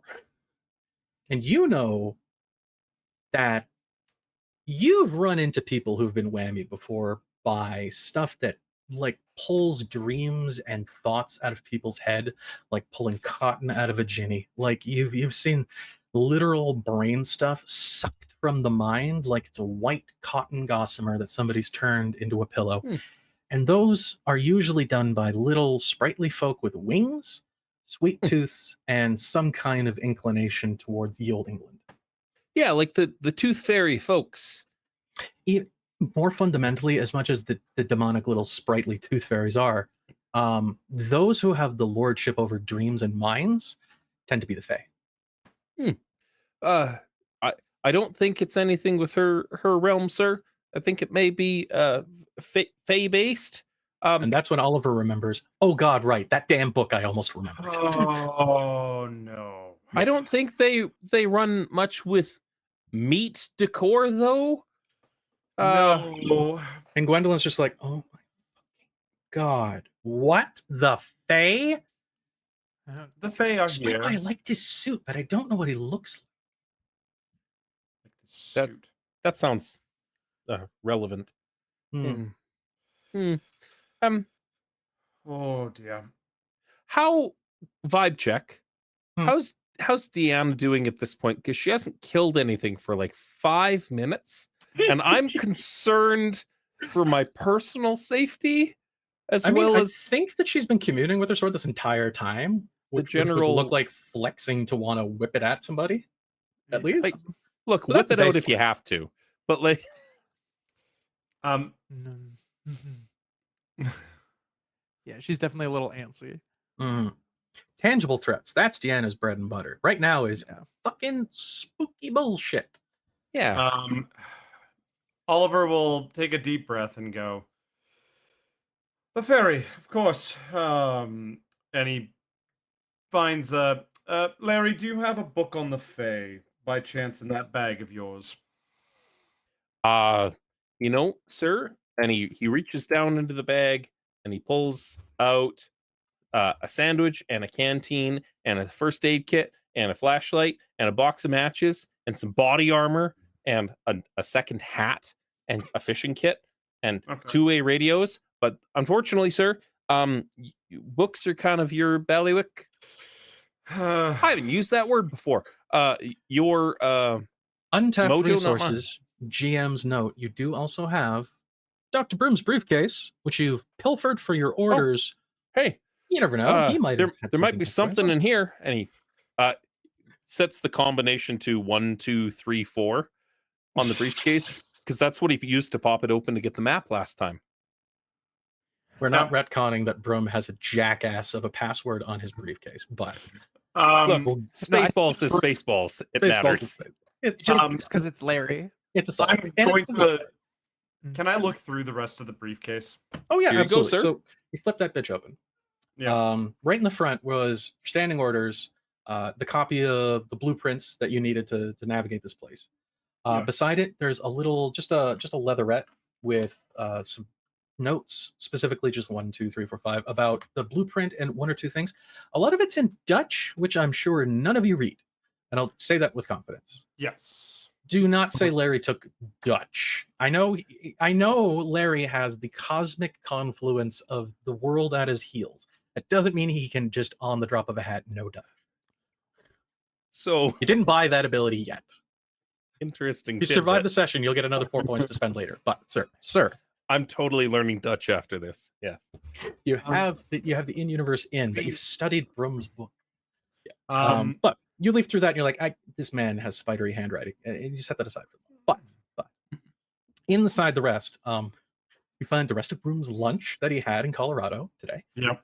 Which is a whole bunch of cherry tomatoes and a light fruit salad. It looks like a biscotti, like just wrapped up and tucked away and never touched. So he's going to be angry when he finds he didn't get that. He's got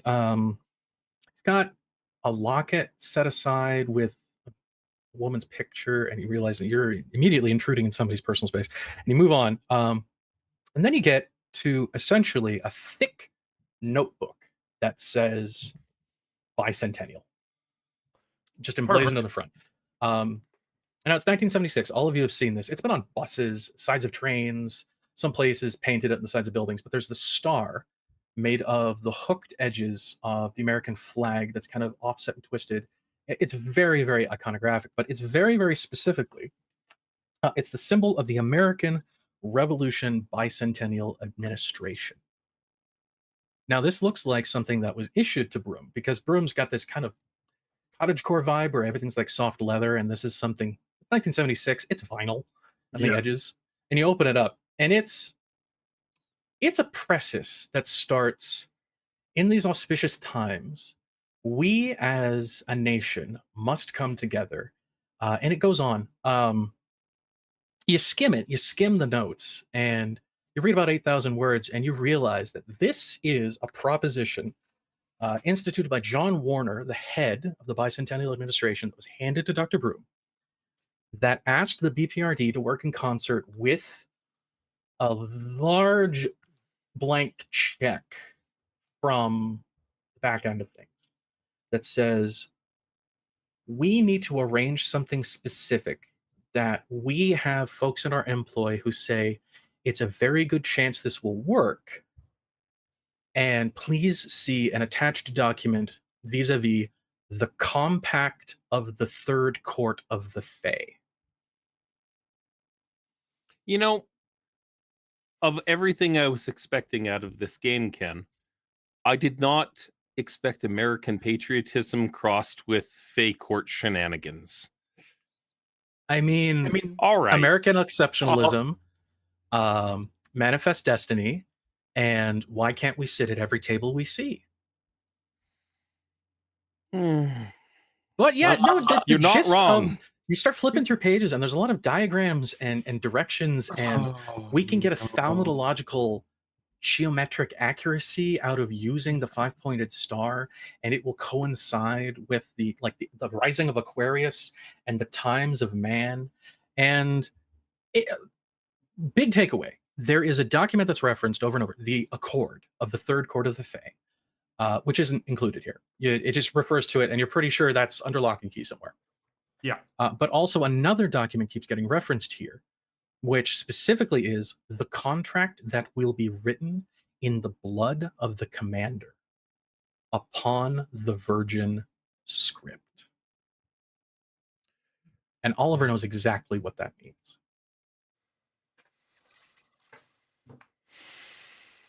Oh dear. I'm glad I'm not a commander, sir. Good luck. And I clap Oliver on the shoulder, and I start eating Broom's lunch. He's just cherry tomato. Oh, these are great. Oh my god, these are like I- heirloom. I offer some to Damon because he looks so skinny. Sir, that is a vegetable and physically abhorrent to his existence. Oh, I hand him a pack of cigarettes and a crust of bread then. Oh no, I'm okay. I'm not exactly in the mood to eat right now. Broom smokes cloves. I'm still not entirely sure where I am, what's going on, and I'm You're pretty in sure the I'm mountains dreaming. of Colorado. At the Yeah, moment, I'm pretty actually. sure I'm dreaming. Mm. It's no dream. Is it because of the two big ladies off either side of you? Because No, the one is always there, but Did he just call me a big lady? I think he means in general height, darling. yeah, like Larry's. You described Gwendolyn as a tall figure. Oh yeah, she's a lithe 6'8". You ever seen Eureka Badu? Imagine her in like red like this, Mhm. but with horns that give her another 8 inches that curl Yeah. back, not in a ram style, but they sweep and then hook. And I imagine Deanna as like Gwendolyn Christie. Oh god, Deanna's Rick shithouse. Yeah. Yeah. What's So, a standard sheet? Like 6'8"? Yeah, 6'8". Larry is Yeah. average height, average weight You for come an up to average somebody's middle-aged man. like gullet. Yeah. Yeah, she's All right. 6'8", 300 pounds of pure muscle. Yeah. Mm. I offer Damon some food as like weirdness is about us. I'm just trying to be like, are you okay? Are you No, okay, I sir? mean, this is Larry's Tuesday. No, I'm not okay. This is all very unnerving, and I don't want to be here. I like to go home. That's I don't why even- I'm trying to offer you a half a sandwich and some vegetables. I honestly try again later. At the moment, I'm not feeling. No, honey, Ready you just for need another food. cigarette, and then we'll do a bump later, and you'll be fine. Okay, he neither smokes nor does bumps. Just gotta throw that out there. She just does them on his insists behalf. sometimes. Oh, May, I'll so do one, and you'll feel the heart race in your body, and then you're gonna feel like you're gonna want to do that for me too, aren't you? it's not a happy time. Larry reads the room, turns around, reaches into his crumpled suit, and goes, Yeah, Emergency flask. wait, "Gin." I'm over here. Just she swigs the whole thing without thinking about it. Yeah, He has more. She doesn't even cough. no reaction. Ken, Zero. may I ask a question here, sir? Oh, absolutely. So I think I know what needs to get signed, and it has to be signed by 3 different groups. Yes. But I don't know To what be- the groups are. To at be the a moment. legal contract, it would be the other 2 existing courts recognizing and affirming the existence of the third court as an equal partnership. Just Got in basic legalese. And you just get that from like a day at the office. It's no rules it- necessary. Yeah. Mr. Brooks, sir, are we Yes. talking about like the seal people and the non-seal people, and then the Court of America? I Oh dear. Look, Larry knows a little bit about a little bit of a little bit, and he knows that there are seal people that are Fae, Yes. and they go arr, the- arr, arr. Yes. You've met them. They're Scottish. Yeah. the Sealy and Unsealy courts. Yes. Look, I mean, there's no need to be disrespectful about it. You can just call him a seal. Like you don't, Brooks, sir. Look, Let the record in the GM America, absolutely hates this, but also absolutely loves this.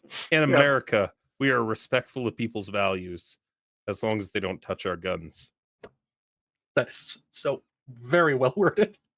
Um, I don't care what the hell you get up to. Get the fuck off my goes, lawn. And I'm here for 4th of July. All right. 3 days away. 3 days away. it's And July 1st. Oliver now has to figure out Maybe. what. Where the hell's my watch? Oliver, your has watch to is also figure- missing. Oh, god damn it. It was in your pocket. It was. Well, we have to find out first of all who the hell stole my wallet. What are we doing here, sir? What, like, I mean, specifically on the like umpteenth level of the elevator in a room made of pulsing meat. Well, adorned with pulsing tubulous meat. Not better. Not better. The redacted area I thought was supposed to be a vault. Oh, I was confused by the wording on a couple of things. Can we explore around a little bit, see if we can find some? Well, now that my memory is starting to come back to me, one thing was we are supposed to do a bit of a look around, and so we might as well do that. Yeah, to be clear, your general vibe of what you can recall about your orders was secure the site, be there for timely manner. Maybe there's an appointment or something. Maybe do your job. That's it. That's the strongest feelings you get about what you can remember. Deanna is just going to start wandering the room, knocking things over. There's two directions really, deep and back to the elevator. Otherwise, at the edges, you could investigate the decay of whatever this is on the walls. But you're safest down the center, away from anything encroaching. Oh, and walls. The people you're protecting are walls. just away from the wall. Yeah. So. I presume we go down the path. Would it be against B.P.R.D. protocol for Larry to pull his sidearm at this point? Oh hell no! It'd be absolutely like step 2. Come on site. Step 2. He unbuttons his long coat and racks around, replaces it into the clip, and is like, "All right, one in the magazine, sir, because meat." Government long slash. Well, I guess forward for now. We'll do a bit of investigating, and afterwards we'll check out the rest of this base and sir, try to find the orders. Is Buddy in the what band T-shirt is Damon wearing? True. Given that it's the 70s. What is his 1976 band cred here?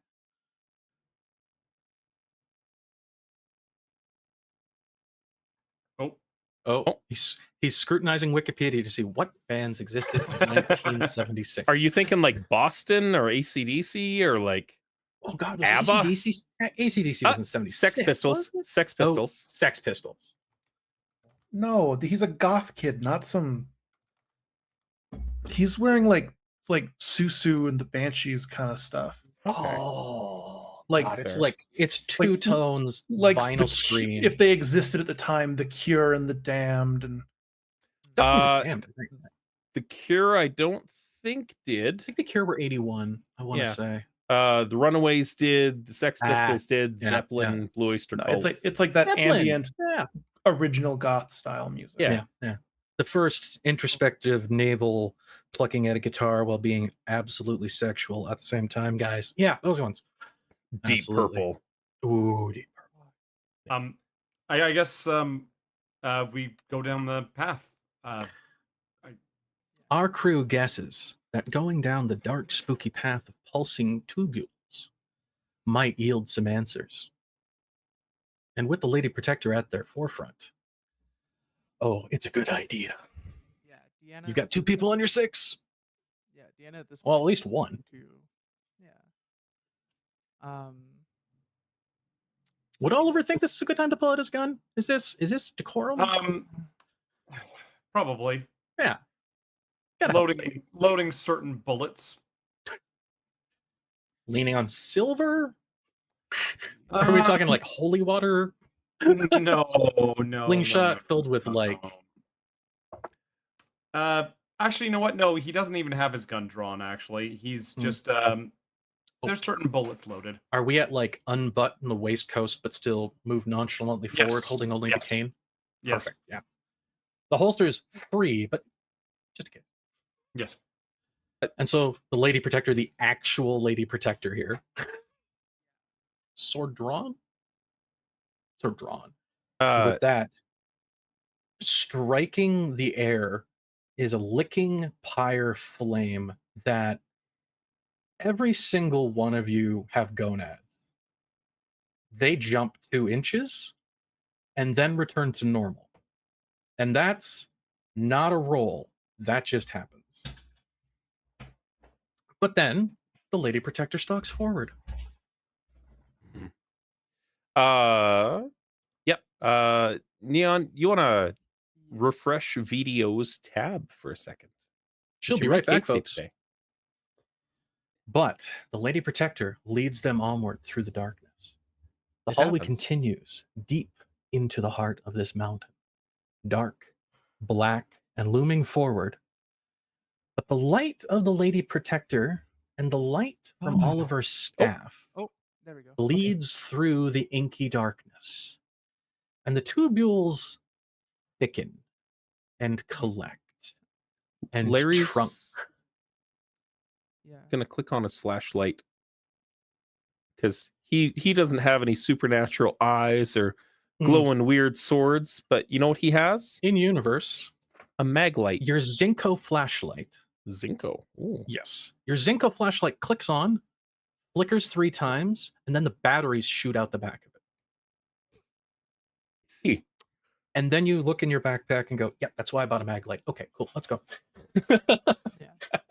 Goddamn Zinco, it's free, but I just had to try.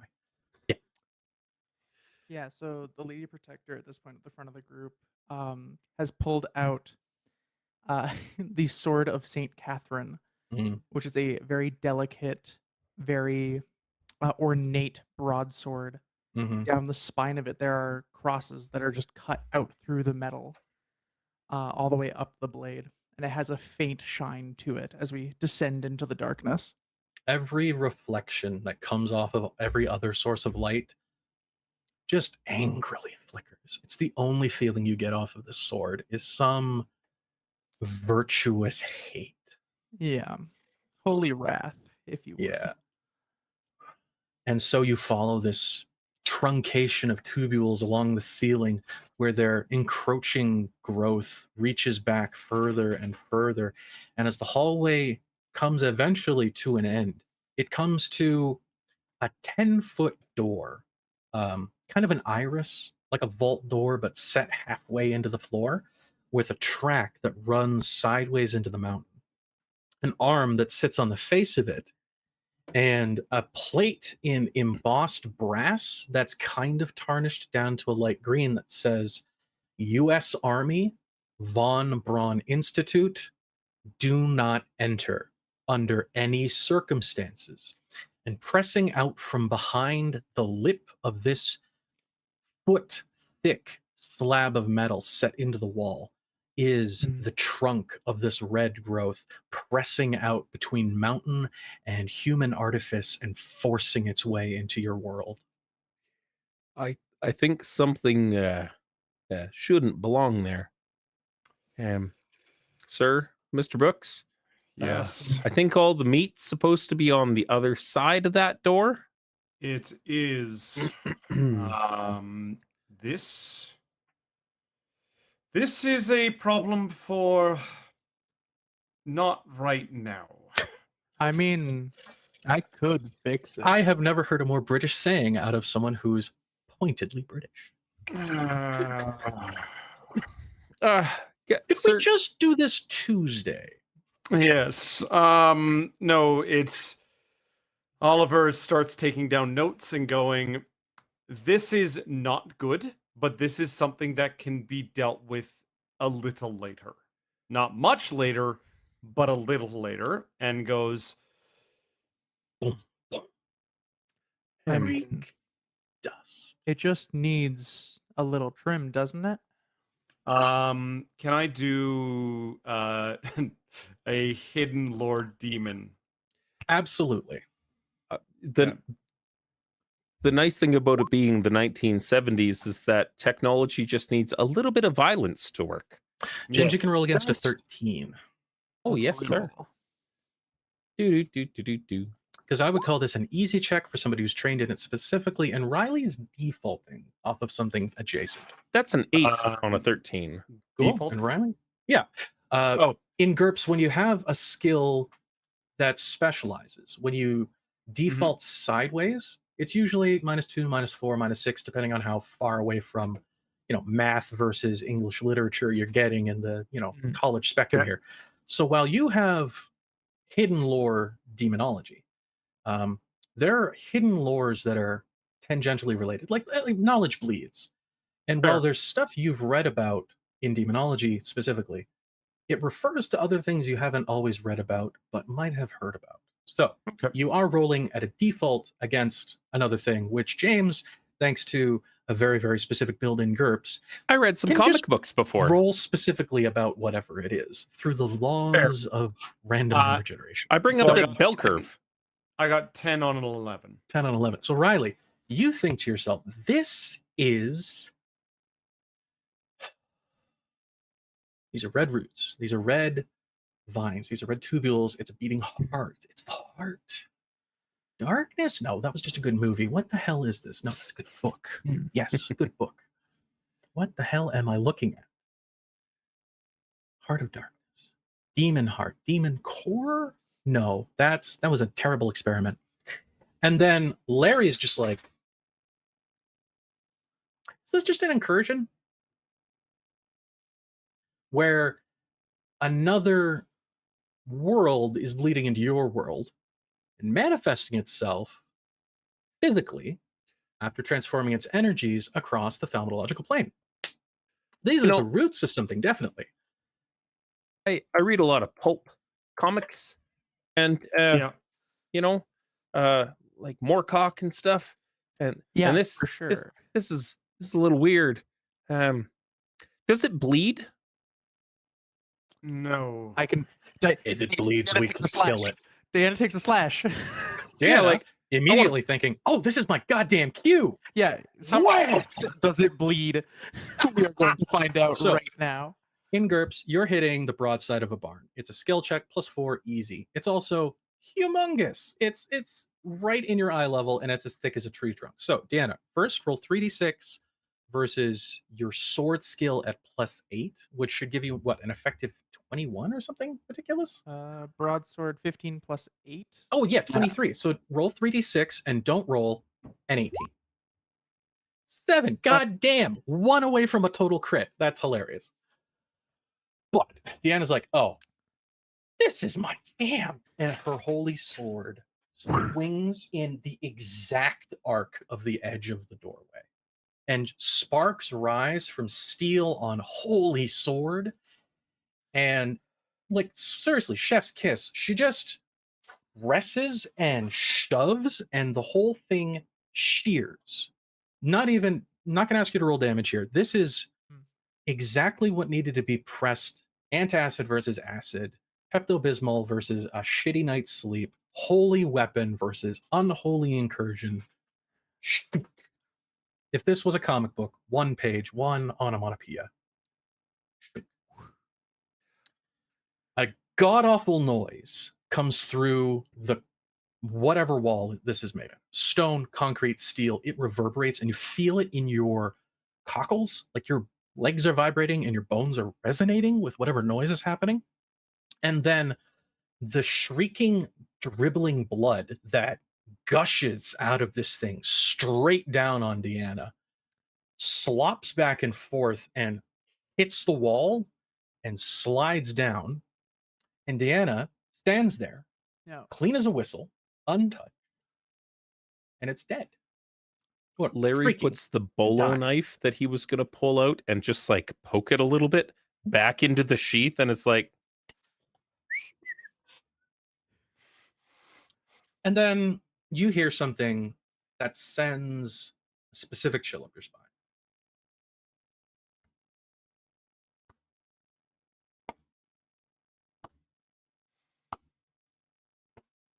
Oh dear. Disinterested, officious, probably unnecessary applause is it from Gwendolyn? behind you.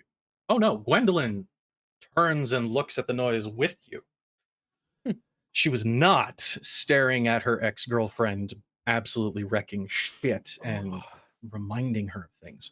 But she turns with the rest of you and looks. Deanna flicks the sword too, and like all the blood just. Yeah.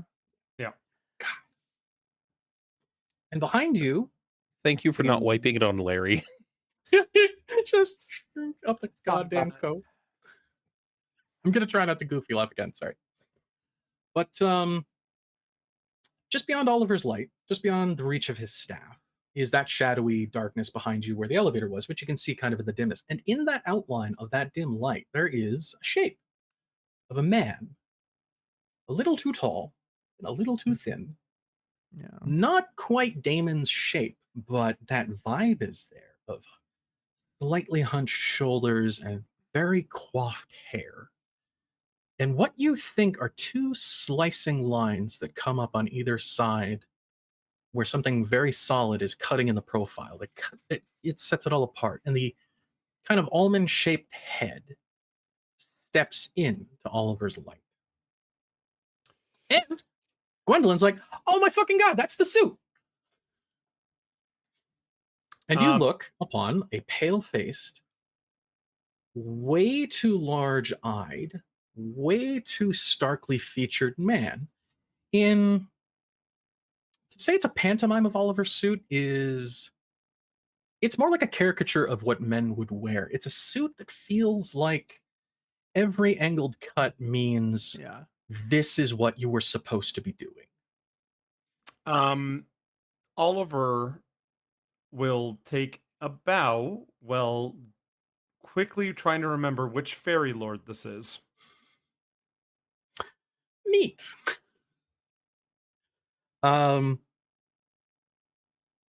It's going to be a roll against 11 for you, and James, I believe that's a 9 for you. But yeah, the immediate recognition is, oh shit, I know who this might be.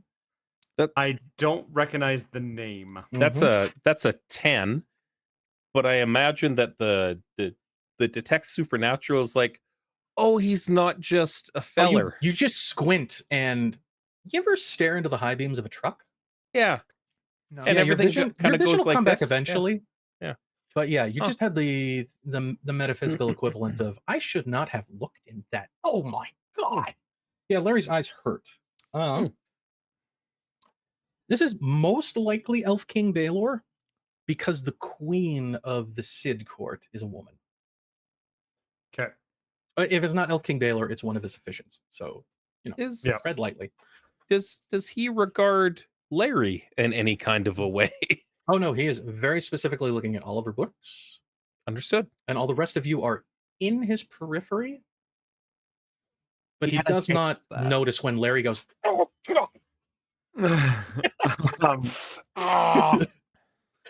got a brain freeze. High beams.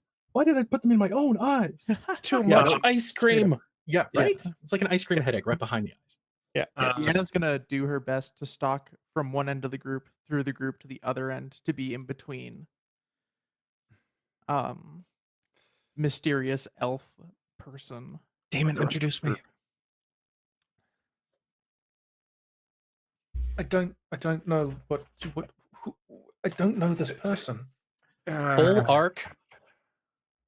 One big hand slap on the ass shoves you forward about a foot.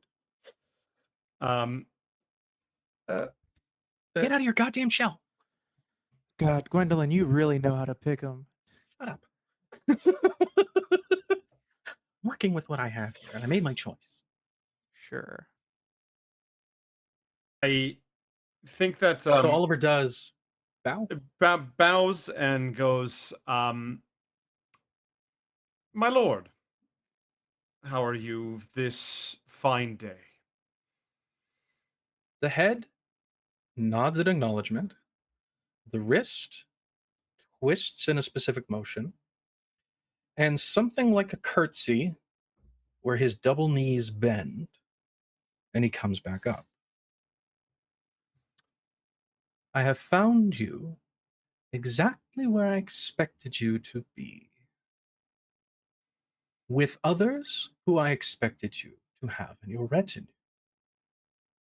But ahead of schedule, do you step forward in the schedule appointed, or is this?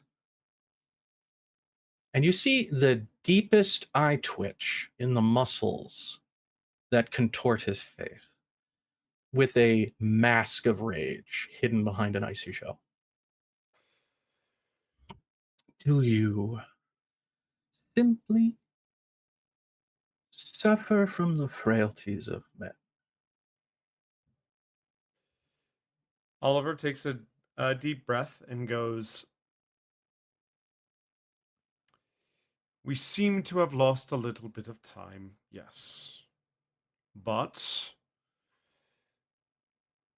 we can return at the appropriate time when expected. Oh, you are expected imminently.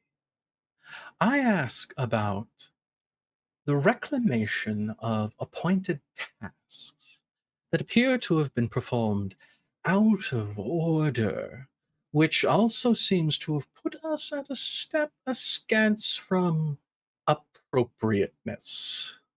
And you, as a Brit, raised in a specific way, feel the Mhm. icy pit in your stomach where you're like, oh, it's more than I've just missed tea time. Yes. Especially because absolute timing is a thing for Oliver. Oh, yeah. The second you realized it, you're missing 59 minutes, 59 seconds, and probably that fraction further and further as it goes. You can see the curve of time not catching that last second. You haven't lost an hour, but you've lost the legal definition of everything up to it. Right. It's a weird feeling. Yes. I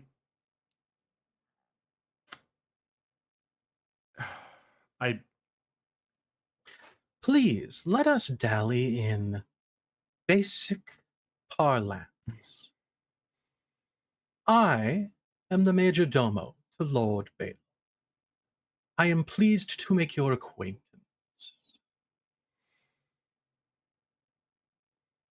Oliver nods. Nice to meet you, sir. Did I get that right, sir? Close enough. Don't I mean just to give assume, sir. I just give a slight awkward nod. Deanna stands stock still. Gwendolyn's like, no one's gonna introduce me. No one's got manners. She just fumes. This is our dog, Gwendolyn. Oh God. All right. Larry was about to speak up and stops immediately. There is a very specific tableau going on here. A long, dark, black hallway, lit dimly by magic light, with a fey creature at one end, a group of chucklefucks at another, and a very angry demon at one corner of that in the periphery. And then someone calls her our dog, Gwen. And there's a red light that hits the black and white pantomime, and Damon bursts into flames, top to bottom, like he was doused in diesel and propane all at once and lit. I'm not sure where to shine my flashlight in this instance. Damon, you don't feel a thing, No. but you know she's very angry and she would like you to wreck it. And that is exactly what she's feeling right now. And because of my vow, I have to do it. because of your vow, you know there's repercussions for not doing as she intended, but you know, this is her choice. What's yours? She's got a temper. You've known she's had a temper for a long time. There's a reason why you don't remember much of what happened in Dallas. Well, my vow is listed as major.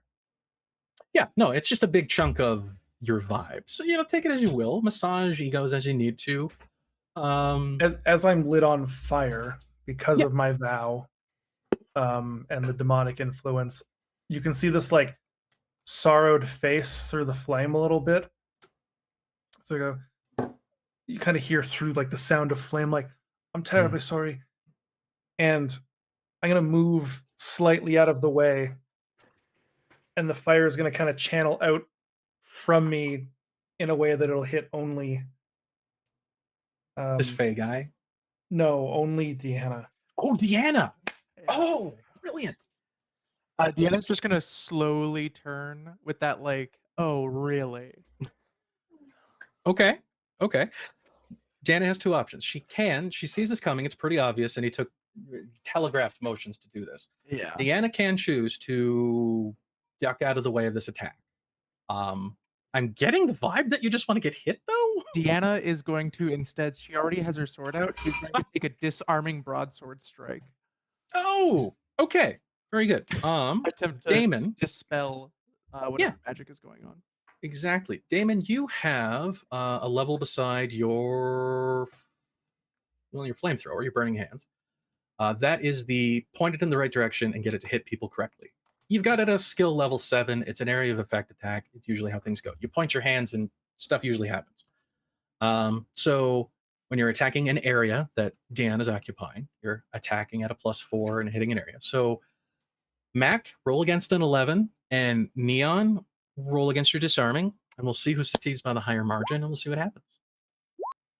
Oh shit, says the GM when he sees a big old fucking 16.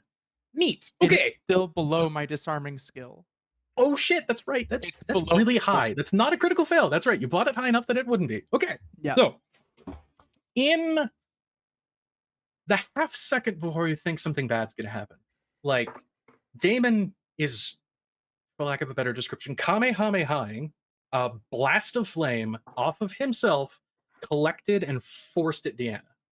And Deanna, with elaborate specific motion, twists the broadsword sideways and slaps his goddamn arms out of the direction. And Damon ends up scorching the floor and walls. And nobody gets burned. Deanna doesn't get scorched. Deanna almost critically failed the roll, but didn't. It was awesome. And on the other end of the hallway. Bad dog. Oh, God, Gwen's just seething. At the other end of the hallway, the Fae, Major Domo of Lord Baelor, chuckles, amused, and genuinely tickled by what he experiences here, as he sees exactly what he expected of humans. I can see just Oliver and the. Oh, sorry. Go ahead. As all of this is happening and like Damon bursts into flames, like Larry's not a part of this. He has no business in between any of this. Larry has That's been not his specifically jam. 5 feet away from anything that's ever happened around Larry in his entire life. Yeah. Larry is inexplicably beside that major domo, and it's like has handed the man a small bag of like M&M candies. Or as just he like offering. he eats some and like holds the bag up as he's watching this unfold. Oh my god. Like no regard. Now, Larry has definitely, in a mildest of flashbacks, just to describe Larry in broader terms to the audience, because we haven't really delved into the specificity of this. Larry occupies a specific space in the cosmic circle where, for whatever reason, at any moment, and especially during his tenure at the B.P.R.D, Larry has been there when he needed to be, often with the thing he needed, at exactly the right moment at the right time. Today's not any different. Today is it's weird. It's surreal. It's Yeah. the strangest collection of the most fantastic people that Larry knows are on the roster at the B.P.R.D, excluding a big red guy who's currently in fucking Mexico, probably getting drunk with luchadors. But yeah, no, this is just weird shit. But this is Larry. This is Larry's Tuesday. So yeah, Larry with a proffered bag of M&Ms shakes them into his hand, tips the bag to the Lord Major Domo of a High King of a fake court. I As, can as he just would. I can just picture Oliver just with the fire going on behind him, with Larry giving the Lord Domo a fucking M&M. I can just feel him going, I will be dead by the end of tomorrow. I mean, the peanut M&Ms and the Domo, again, somewhat startled that Larry exists and also exists within arm's reach of him currently. Looks down at him, looks at the bag, looks at that, and on a lark, proffers a hand to Larry. I shake. Take out some M&Ms. Yep. And Are we talking and like one of every color, or just like till you think his You know hand's what? full? an What's average Larry's like? amount of every color go Like a into shook, his shook, hand. shook. Yeah, a couple. Yeah. Yeah.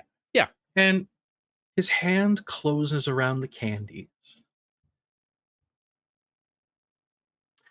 Accepting my L- gift. What has Larry's deepest wish always been? You know, he never got a chance to upon leaving civilian life, um, go back and compete for his judo championship. That's Gotcha. one of those things that he's always wanted in life. Neat. The thing. Noted. He yeah, it's just it's safe over here. Making a note. It's safe And the- over here. And the Domo nods to Larry. And Larry, you feel 6-ounce weight added to your body. But it's totally I see. normal. And that's how life should be. Cool. Okay. And then the flames die off, and some of that truncated vine that got caught in the flames shrieks and curls and shrieks back and disintegrates in the demonic fire that comes out of Damon. And Gwen, the dog, seethes and locks eyes for a moment with her ex-girlfriend, Yeah. and then look away immediately before her head bursts into flame. Big before you kill your new toy. Did you like slap him with the flat of the blade and slap the fire out of him? Yeah, basically. I love it. Oliver's just going, oh no, oh no, oh no. The Domo raises his other hand, the other occupied with M&Ms. Enough, mortals. The time has come for accords to be witnessed, and you dally. Timekeeping apologize. is not your strength, Oliver. And he twists his hand open, and your watch is dangling from his fingers. He tosses it to you. You are owed that much by the encounter. The rest will be up to you. Shall we? I see now from this demonstration that obviously you are not of a mind to disrupt affairs intentionally. And this can be set aside as likely the dalliance of an infernal court interfering in mortal affairs at least once. Damon? If you will admit that much. He will. Good, tally-ho. And the elf turns, and as his shadow folds over his body, he's gone. Well, that was strange, sir. It was, and we could be in trouble if we're any later. Oliver, check the time. I do. Yep, there's more in your watch than just a clock. Inside, the face is broken, and there's blood in the watch. That doesn't seem like a good timekeeping device now, sir. It's not anymore. Can I do You know- hidden lore fairy to try and discern what to do next? What the fuck is going on? Yeah, absolutely. Because Yeah, I'm dive presuming into the there's- fairy lore because you've got some vibes off of what the fairy do, but yeah, I'll allow a skill check for me to just explain one or two major points here. 12. 12 on and a 11. Fae deal in give and take, always. Yeah. No matter what it is always an exchange. It's not always fair, and it's up to mortals to keep up. In any case, like it in all times, it's always been wordplay or the third option somebody didn't choose. Like they give you a binary choice, and there's always a better third option you're just not thinking of because they gave you the two to think about. So what's happening here is you are definitely dealing with goddamn Fae, Yes. and they're not being straightforward. And right now, you've had the exchange of most likely he was offended because you guys did something you weren't supposed to. How did he word it specifically? Well, the way he worded it is we were late or we were And supposed that to be we were were ahead doing of things schedule. out of order and ahead of schedule, yes. Which would put him out. Like if there was an agreement of I'll show up with the truck and you can load it with your furniture, and then we'll go together and get moved. If you show up moved, then he can't use his truck and get paid. And with the Fae who can fuck with time, that's a possibility, and he might just be offended that you did things out of order because you could. So he came to check. Because you guys got time whammied out of your systems 59 minutes, 59 seconds ad infinitum, which is a specific amount of time, by the way. I'll let you remember the curve of that infinity there. You had a whammy hit on you. You're missing time, and you're supposed to be doing some sort of agreement where a third court of the Fae is going to get agreed to between all these equal parties. You got to deal with that. So. Sir, I'm unclear on what our orders are. And what's the candle boy doing here for? Candle? Oh, Damon. Oh, God. Yeah. Like the smoking feller that doesn't smoke.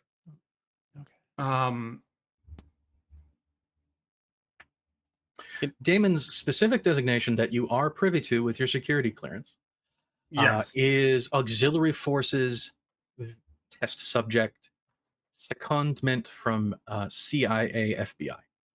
Yes. He's a press ganged individual that's being used by the B.P.R.D. Yes. Is he supposed to be here? I mean, not of my own free will. 4-inch leather collar.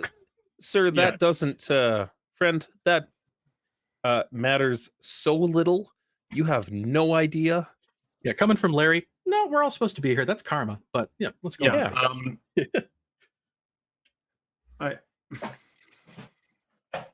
To be honest, I don't know what my orders are. I'm saying that out of character right now. I don't know what, even with all the things I've read and everything like that here, I don't know. So I'm going to try and have Oliver.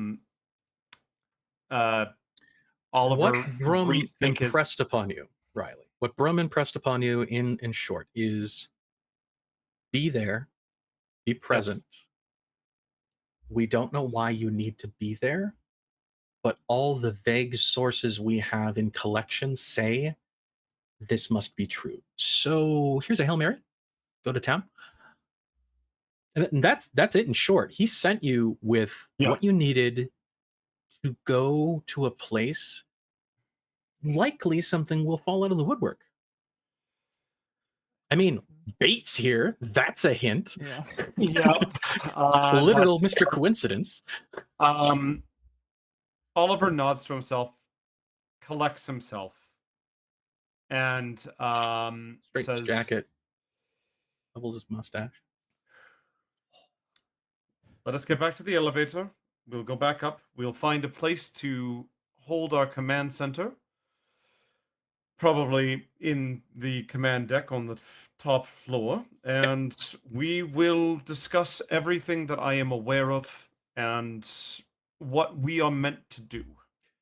Did the elven major domo come out of the door full of meat or from a nondescript hallway in another direction? No, long singular hallway, meat door in front of you, elevator behind. While you were Yeah. facing the meat door, He was stepped just out of your line of sight, and Yeah. then he folded himself into the darkness to leave. So Gotcha. there's no third extra Y hallway Yeah. off to the side. Understood. Yeah. Okay. Not a hidden door. So All right. what you're thinking here, sir, is that we don't necessarily want to be down here. We want to go upstairs away from the meat door. Yes. Terribly sorry. This is an experience of trying to remember from time, missing documentation, and the loss of an hour. Is Larry's wristwatch from his character sheet still on time?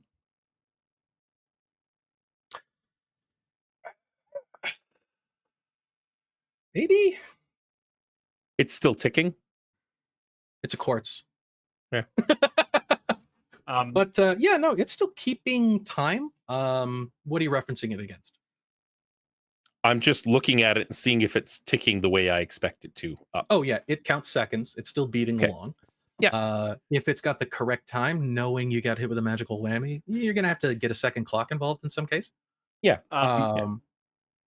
Oliver, glancing Yeah. at that watch, glancing at your broken watch, and knowing about your missing hour, somebody adjusted Larry's watch on his wrist to be Oh. back an hour. So it would appear to him, if he glanced at it, that was missing. And actually, it goes tick at that half-second infinity that's missing, exactly Right. when you expect it to, Mr. Perfect Internal Chronometer. Yeah. Daylight savings time is or like time Fucking zones Colorado's are a weird. bitch. Yeah. Colorado. What Jeez. flight was what the Yeah. hell? So I apologize for the detour. I'm glad that you were able to flex your sword arm there. But it's high time I try to let you know about what's going on. So my There's a reason why you are here, Bait. Oh, I'm gonna help Damon up off the ground if I can. Of course. Oh, he got his hands knocked out, but he didn't like get.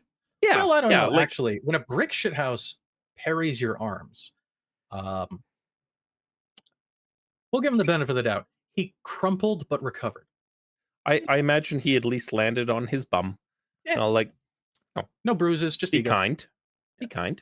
Ah, Why don't we all just like meet Gwen in the middle? continues to seethe and just kind of like rakes her hand into concrete to calm herself down. In kind of the same way that she picks at Damon's hair, except like bits of concrete are coming flying out of the wall. Let's go upstairs. Upstairs. Milk of humankind. No. Okay. Larry heads for the elevator. Perfect. Yeah. With the dead Belong. demonic confusion above you, you just saunter back. Mac, you said? I said I will follow along. Very good. I thought you said hold on. Yeah.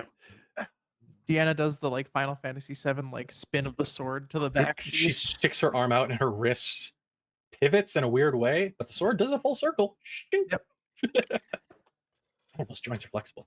It's like you're made out of polygons or something.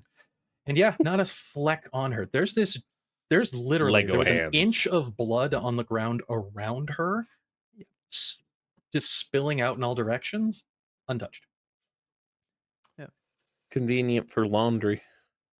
Yeah, she, I think, like has a quick moment where she flicks her long, like braided hair, like out, and maybe like a single drop flecks off. For flair only, yeah. Yeah. No stains on the clothing. Fuck that. No. Just You dramatic. kidding me? You know how hard getting blood and everything is? It's impossible. Yeah. So And Gwen's like, no, we- you gotta work with the stains. I always told you. so And you guys saunter yourselves back to the elevator with a little bit of banter in the background. Yeah. So back in the elevator. Again, could hold 4 Humvees and a tank, big controls, handprint from the Lady Protector left in the key itself. Clunk, back up you go. And you begin whirring back up another 10 stories into the actual periphery of human existence. And then you see the basement take the walls. key out, whirring by the way. And it comes eventually, but the end of it sizzles, and you see where it interfaced with something on the other side that there's a scored fresh piece of metal on the tip of the key. Like it broke a use once only kind of thing. But yeah, you got the key. Waffle key back in the pocket. Waffle key back in the pocket. Okay, It's recovered. It's like the first time it's ever gone in the lock, and it was designed to do something else. Got it. James, roll against an 8 for me. Absolutely, sir. That's a 12. Your only thought is, yeah, it seems about right. Yep. It's just, yep, nod along. Yep. Entirely unremarkable. Mhm. Like my thoughts. Toast. Smells like burnt toast. You kill them all. They can't get away. Do it. Larry pours himself some soup from his thermos. One deep punch in Oliver's throat. Swing around, kick Larry in the face. And then I'll throw your body against her until she can't stop. Do we hear this coming from Gwendolyn or coming from Damon? Gwendolyn's just leaning over the back of Damon, shooting daggers at all three of you, grinning maniacally, talking out of the side of her face, because her mouth is literally stretched up her jawline, and you see the exposed shark-like fangs in the side of her mouth, licking the side of Damon's ear as she whispers demonic nothings into the side of his head. Do it. Deanna, Before we get to the sun. Deanna, like very much knowing exactly what the hell this is, leans into Demon's other ear. Just Sorry, down. He's pretty tall, so it's not too far down. It's like a lean forward and down. I didn't realize you were saying this to me. I thought you were Oh, saying no. it to other people. Yeah. She's saying it the aloud. 5 people in this room, who is susceptible to infernal whispers that speak of salacious murder? Me. Yeah, you. Me. Just resigned. I'm gonna say, reeling from my recent being on fire, I'm not as susceptible right now to the wiles. I'm so tired. Yeah. And Deanna is gonna lean down on the other ear and go, try anything, and there will be consequences. And would I be That able is to a roll- really good 50-50 weight right there. Like and like, mortal intimidation? debauchery. Consequences. I'm not going to do this in a mirror, or in a mic. But Larry takes the cup of his thermos. It's a very interested slurp. Yeah. And I'm in danger. Oliver just pulls out his handkerchief and just starts dabbing his Emergency forehead. handkerchief, because he's got the second one got stolen, and that's the dabber right there. This is Yeah. quilted, and it doesn't quite have the tech. It's just everything's wrong. This is the worst. Are we? And he sighs, and under his breath, he's just like, It's like a solid minute riding this elevator bottom to top, whirring its way up. Doctor. He's like, I'm just going to punch you, Dr. Burholm. Are we? Are we in danger, Mr. Brooks? Depends. Are we talking about normal levels of B.P.R.D. danger? No, that's not what I mean, sir. I mean, like, I show up and I go to work, and that's fine. But He looks down at his backpack full of full body armor and somewhat proto riot gear, and he's like, "Should put that on. Put it on. I gotta pin it." Larry always has his armor underneath his cheap suit. That's why he's wearing the stuff that's concealable under. Oh, very good. Yeah. But that's full of prepper gear. You're eyeing a football helmet that you've riveted plates to, and you're like, yeah. I mean, in general, like, do I go full Mad Max? Is it Mad Max time? Yeah. Do I have security clearance to know what you're going to tell us upstairs? Do we have to fill out some paperwork and stuff? Of that? all the things, karmically, coincidentally, you have never gotten security clearance. You've seen confidential shit before. Yeah. which Yeah. always seems to work out in the end. But you've never There's a gotten served. there's a certain level I will be able to disclose. However, I would like us to be in what we are going to call home base for a little bit. Okay. Yeah. And To keep ensure an the eye on walls your don't have ears, literally or figuratively. Oh boy. Yes. Oh, because they were made of meat. That makes Yeah, sense. the meteors. The The elevator. meteors. The elevator arrives. Ding! Concrete Woohoo! slides away to riveted steel plates, drywall, bits and pieces of what were probably pristine 3/4 ply at one time. This place was nicely made. Painted, but only primered, you notice. It's missing those extra coats that would have given it a nice continuous color. It's a little abrasive. But as you come up past that dock level, up actually into operations and all the way to CNC at the top, command and control is where they would actually like run radar and electronics and what have you. Operations is where the offices and paraphernalia would, given the two options. Yeah. What do you think, CNC or operations? Operations, that's fine. Operations. Okay. Yeah. So yeah, above you, the snaking cables continue up in the elevator shaft up to the actual equipment on the roof that can, reach satellites and laser targeted communication systems, DARPA, LongNet, that supercomputer that started thinking last March that Larry taught how to play chess so it would shut up. All those things that everything should continue with. Is this And like where they track Santa? Like NORAD? Do we have a no, NORAD? NORAD is 2 mountain ranges over. You actually Okay. leased NORAD to the government. Gotcha. That's Peterson, right? Peterson. Yeah. Peterson. Yeah, no, you're in that first Colorado mountain range, just off of the highway. You know the giant demon horse at the airport? Yeah. Hang a left. Um, Funny story, I'm not making that part up. So you reach operations, and like I said, it's all painted as if this place was prepped for use but never actually utilized. And you see that symbol again, Von Braun, and the shuttle with the ring and Mars and all sorts of stuff. But operations emblazoned right behind the ratchet door, so you scrape that out of the way, and then on that there is a slot for a key the size of a hand. yep. This goes click. Real easy. But once it goes click, the lock disengages and a very complicated door shudders, creaks, halts, pushes back towards again, and then you hear something pneumatic just break and go thunk, and the door opens, probably forever. Inside is a commanding view. Again, you've got these big glass windows tilted back away from the face of this concrete edifice on the mountainside, and wherever you can see sky and earth below it, it's this beautiful section of the world. You can see like thunderheads rolling up below you. You're above that line at altitude. May or may not be suffering from altitude sickness at this point, God only knows. But inside, you have the guts and bones of a command center. Desks, mahogany. You can see calendars, 1956. But hey, we're getting somewhere. Drafting desks, those arms with a big magnifying glass on it with the ring light so you can look at plans and know what's going on.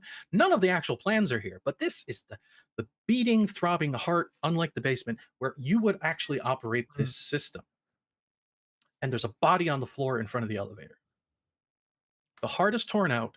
The jacket is ripped open to the breastbone. The ribs themselves blood-eagled out from the chest. And the heart has been lifted, folded over, twisted, and torn, and thrown a little further away down in the actual hallway that you're standing in front of. And it's the man in the high-vis vest with the suit with the clipboard. Did anybody remember his name? Because I don't. He had a name. He did. He gave it, but I didn't write it down. It was like Mr. Rutabaga or something like that. It was only an hour ago, but there was also an extra hour of missing time. I also have eidetic memory. Gibbons. Oh, it wasn't Mr. Rutabaga. Got it. No, Reginald Gibbons. Oh dear. Eidetic memories are tight. Oh, yeah. A perfect Toit. internal chronometer. He always remembers when tea time is. He always remembers the name of the waiter. He doesn't actually say the name of the waiter because that's not kosher. Anyway, No. He sounds annoying. he's British. He's round, but he's British. I'm a round British man. It's like that as well. So yeah, that's you, the elevator, and a corpse. I will immediately pull out my pistol and go, Oh shit! let us secure the floor, please. Yes, Uh, sir. Deanna would like to detect evil again.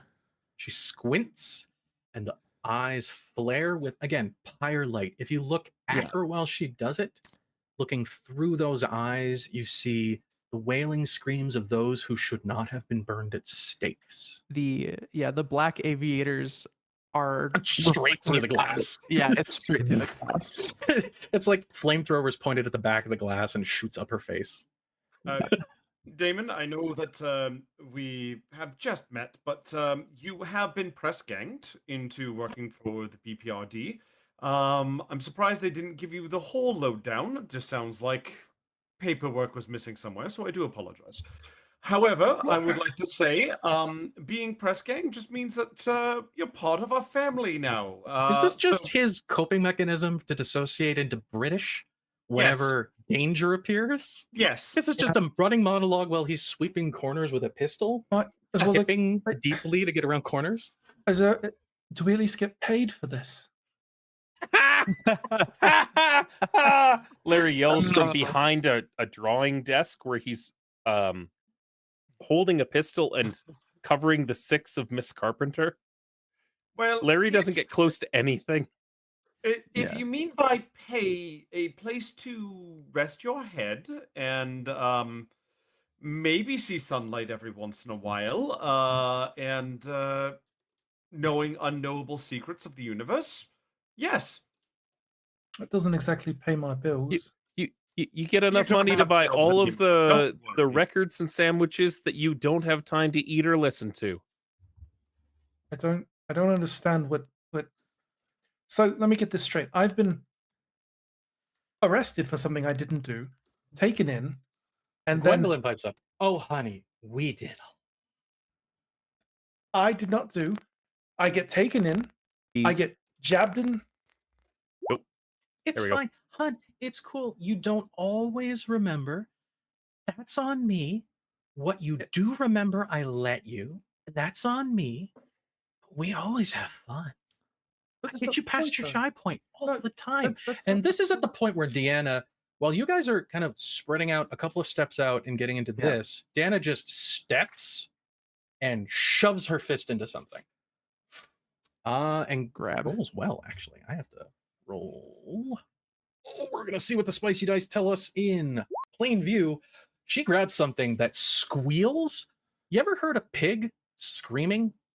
Like it got Yep. caught on a fence or something, and it's just panicked. Imagine that, but Deanna's got it by the neck, and it's bigger than a pig. It's maybe as big as Diana. Oh, So she's latched on just Uh, over top of the corpse, where the dude's heart's torn open, and she's just stepped over him and reached for something, and hit it, and has it in her hand. I'm not going to say it's disappeared, but it's hard to look at. Like you follow the arm into something, and then something is in her hand, but look, it makes you go cross-eyed. It's like trying to do a 3D picture, but like yeah. no one's ever told you how to do a 3D picture at the same time, and it's fucking, and she's fighting it, and it is moving. So Dan, roll strength and tell me how much you beat by or fail by, if at all. Yeah. Strength. Ooh, I succeed by 1. It's Awesome. just straight strength. so with a 13. Oh yeah, okay. So she's holding on, clenching onto something, and she reaches down to like firm up the grip, and then it's just her hands in the open air, and you hear,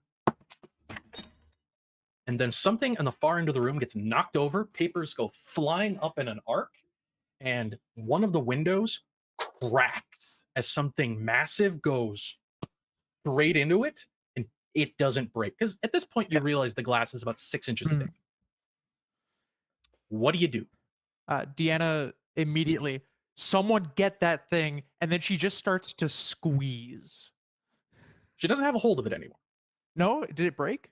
Oh yeah, it's slipped out of your grasp, and you can see your hands again. Whatever was there is gone. It went away and And- hit the glass. 1980s style air jets blasted the scenery, and something for slammed into the sure. glass about 10 yards away from where you are, halfway across the room.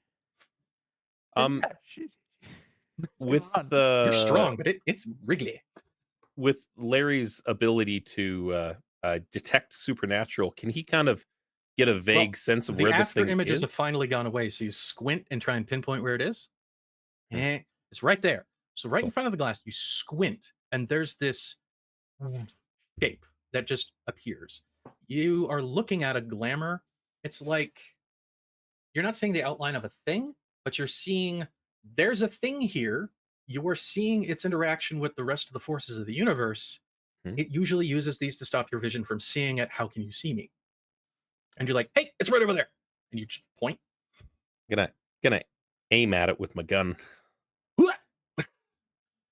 Oliver, Damon, reactions? It's coming right for you. Well, it's technically going away from us. Yeah. Good show, yes. Get out of here, you little fucker. I'm going to do. Scamper off. I'm not going to try and shoot at nothing because I know that's a bad idea. Yeah. So You're probably not going to hit Damon.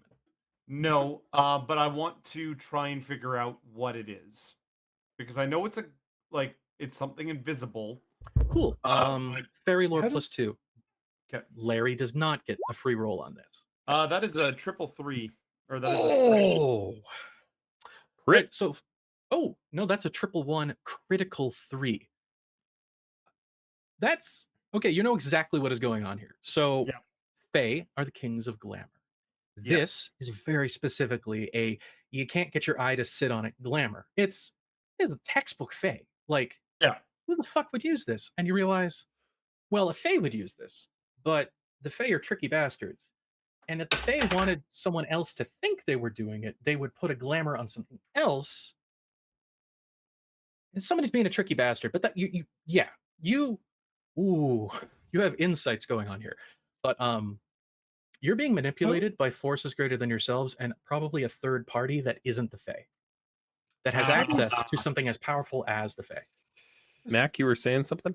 How does turn order work here? Essentially, I was just looking for everybody's surprised reactions on that moment there. So what have you got?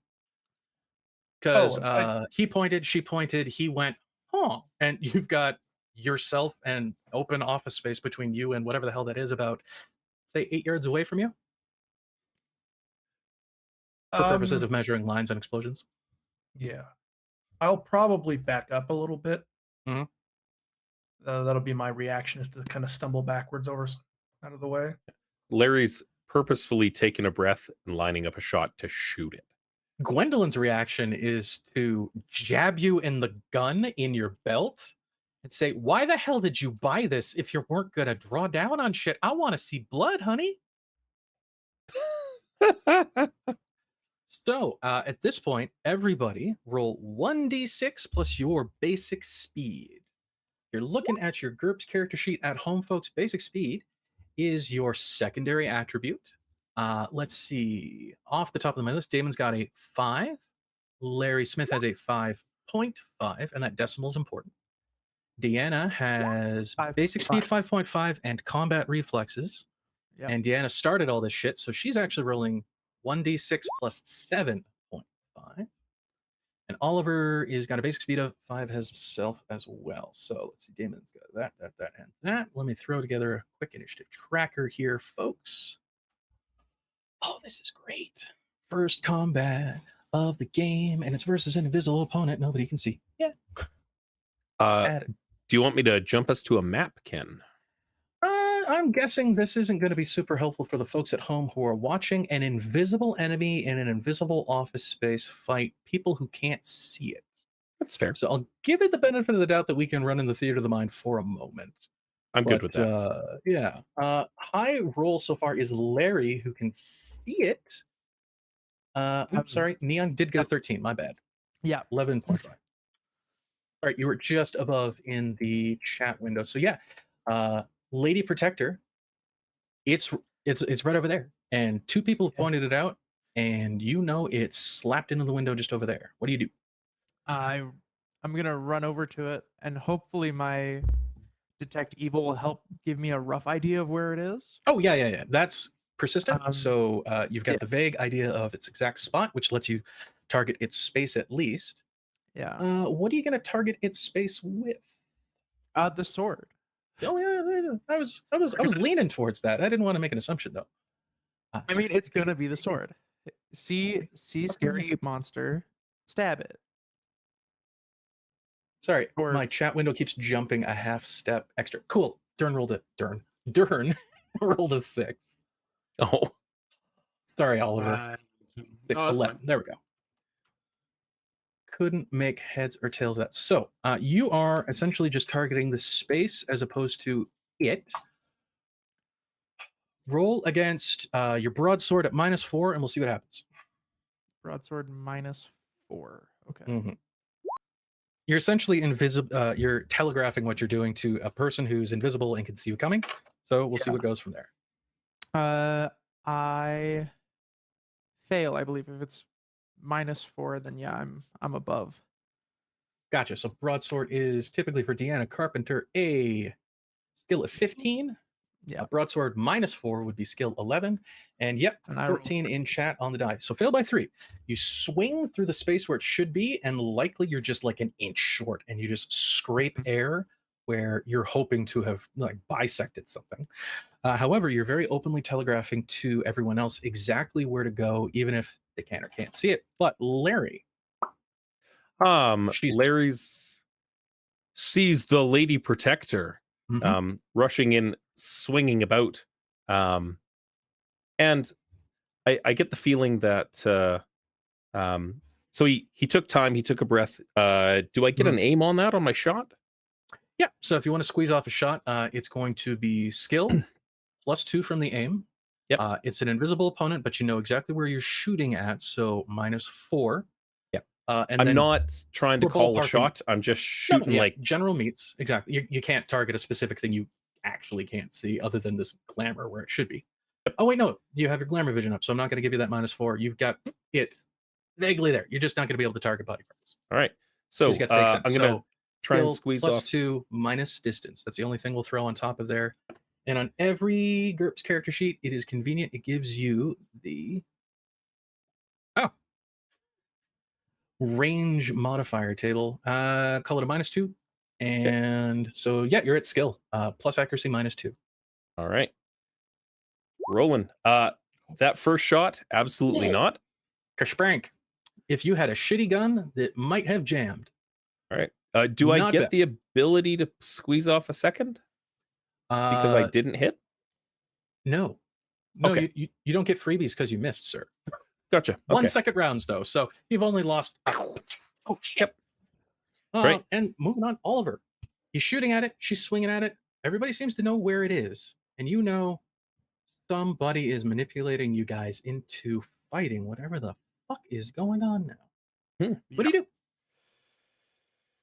Oh, I don't have anything I can really actively do with the magics that I know. Because If you want to get tricky with it, you can always do the inverse of any of the specific verbs or nouns.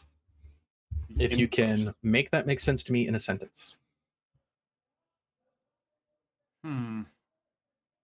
It's tricky, but I'll just make you roll against it. I'm going to use create Mhm. to deconstruct. Yeah. Destroy the glamour. Cool. How would you hit the glamour? What's the noun there? Hit the glamour. I would be using light to change the reflection of the Gotcha. glamour. Cool. And roll will for me. Roll will. Okay. That is that. 11. That is a. Yep, that's a pass. Yep. Perfect. Match? No, under match. Under, perfect. And then rune magic, please. You 14, 12? Yes, I have ruin magic 14. Perfect. Drop that for me. 17. Oh god. Oh wait, sorry, that's a D20. Well, that's a d20, folks. We're all Ah. confused here. We got a 17 on a d20, Eight. not a crit fail in a GURPS. 8. Perfect. Okay. Oh, you Trixie roll 20. Muscle memory. All right. Yes. So Oliver, thinking quickly, goes, fucking hell. And where does he keep his inscribed runes? Where would these two be hidden? This would be most likely a little pen or Oh, something. this is the inverse of create. So you've got your pocket fob, Yep. your little tea dispenser, which Yes. you. Yes, it's like basically like a little booklet. It's like you know those little things that people have. Yeah. A tools in. flip over notebook that Yeah. he writes himself little wax paper notes in.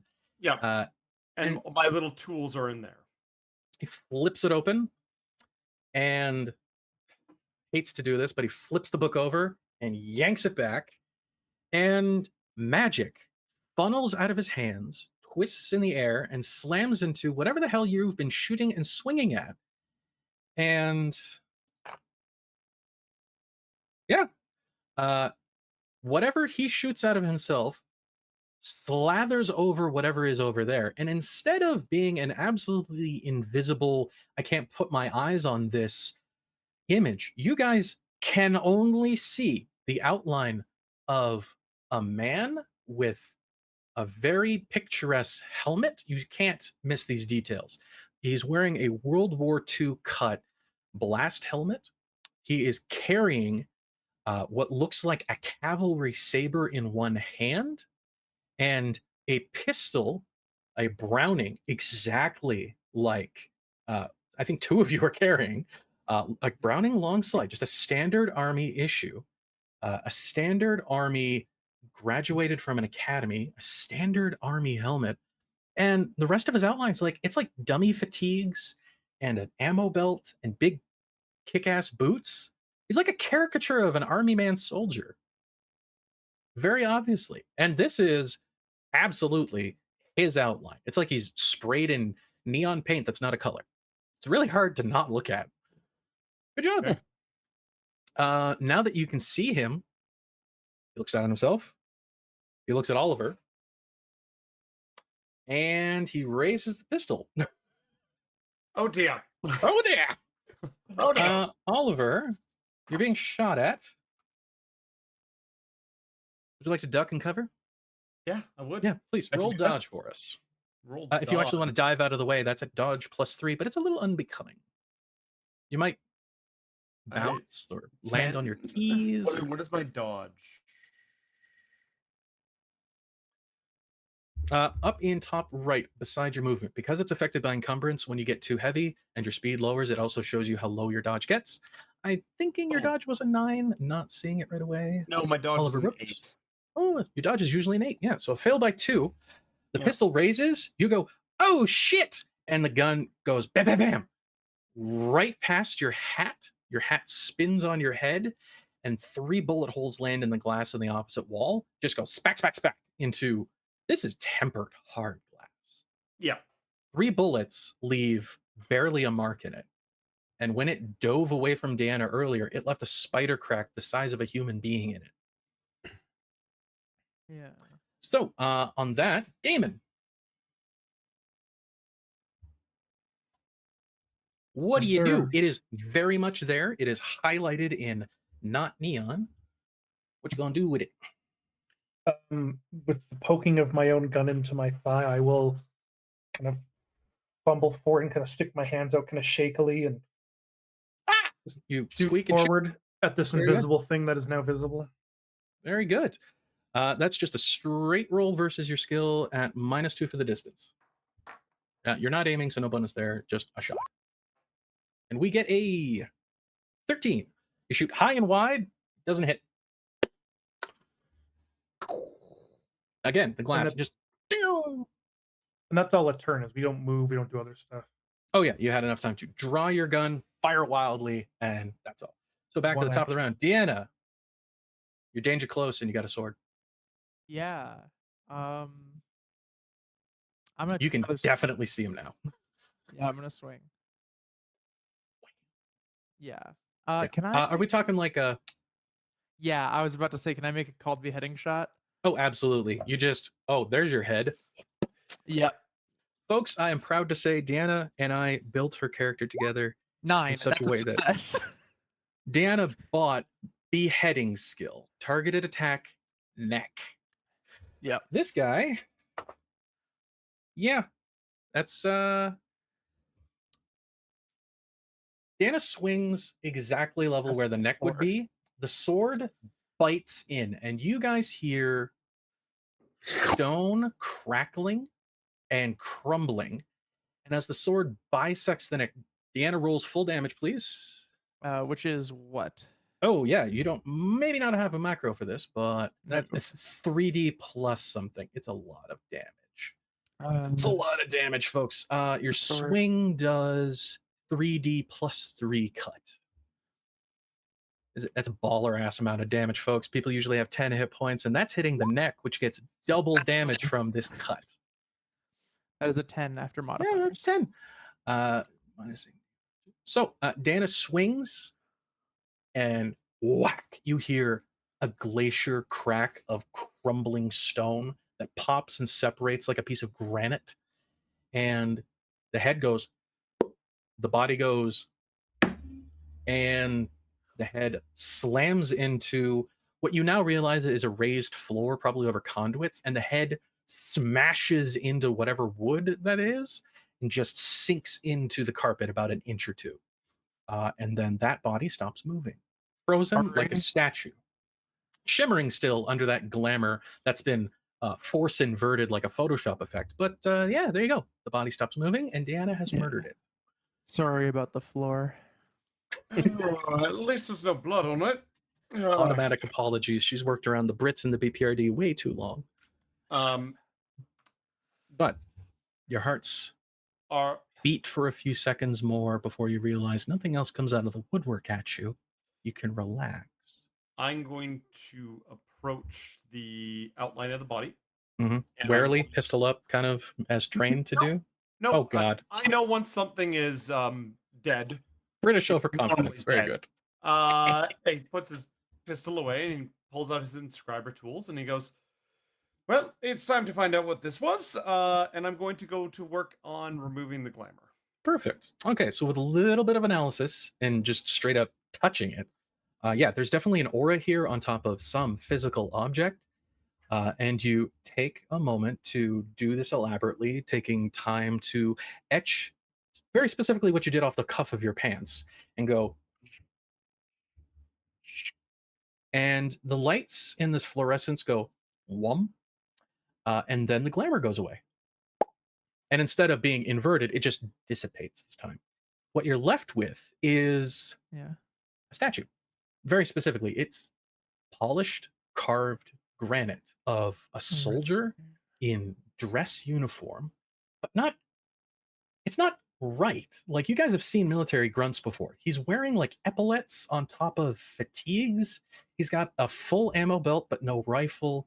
He's got like the M4 helmet, the M2 helmet, whatever, M2 helmet, with the ear blast guards and like laurels stamped into the metal. So And he's got a cavalry saber in one hand, and the gun itself is also carved out of granite, but it looks like Larry's gun if you put an extended slide, an extended magazine, and the most cockamamie hammer. It's filigree. It's all filigree. So it looks like what somebody thinks human soldiers look like. It looks like an idealized idea of what a person's in a soldier should look. Yeah, it's like AI generated soldier. Let's not disparage our AI. Sorry. All weird. It's trying to eat spaghetti really Some badly. alien intelligence's idea of what men in uniform should look like. So AI. So Fei generated soldier. The hands are just like Okay. Yeah, the hands are perfect. Actually, they're like delicate and thin, but like manicured nails. You can tell even in the polished granite. Absolutely no wrinkle lines. Oh, also, the face absolutely featureless, except for this Yeah. amazingly chiseled jaw that's the one feature. Just it's perfect. Yana? Like you could serve like, Yeah. soup off of that, like Soup off prying of the head out. jaw? Like it's pretty. Okay. Even if it doesn't Um, tweak your fancy, you're like, that's a nice jaw. I mean, sure. Gwendolyn in the Uh, back is just like, oh shit. It's a good face. yeah. I like Good it. face. That's a good not face. With Deanna's history in military for an undisclosed amount of time. Oh god, yeah, okay. Specifically, this is the worst dress uniform you've ever seen. It is Gotcha. absolutely like wrong in all the right ways. Yeah. It's hilarious to you, in fact. If you've ever had your fancy tickled about like imagining what these people think they look like, this is exactly it. This is Mm, a fey fever dream of what somebody should appear. gotcha. Yeah. Yeah. It's also a giant slab of granite carved in a death pose. I'm gonna With- check my Yeah. Its only imperfection is your fucking sword mark that shore its neck off. By the way, it didn't just crack when she hit it, like her sword went in an inch and then that broke. Is it dead, ma'am? looks like it. I know she kicks it. Wump. Yeah. Yeah, it's dead. Yeah. She Look. knocks the body over and destroys more of the floor. Look, I don't mean to Crunch. And second she says guess, but sorry again, but she doesn't mean it. You hear some AC conduit underneath, the fan gets stuck and starts whining. that something got up last time, and like beheading's not always like the end all be all, and I know that doesn't sit well with you, but sometimes things can exist without a head. That's why I'm asking. Not Oliver, because I can you doubt you. roll perception for me? Of course. Secondary attributes PER. PR. Okay.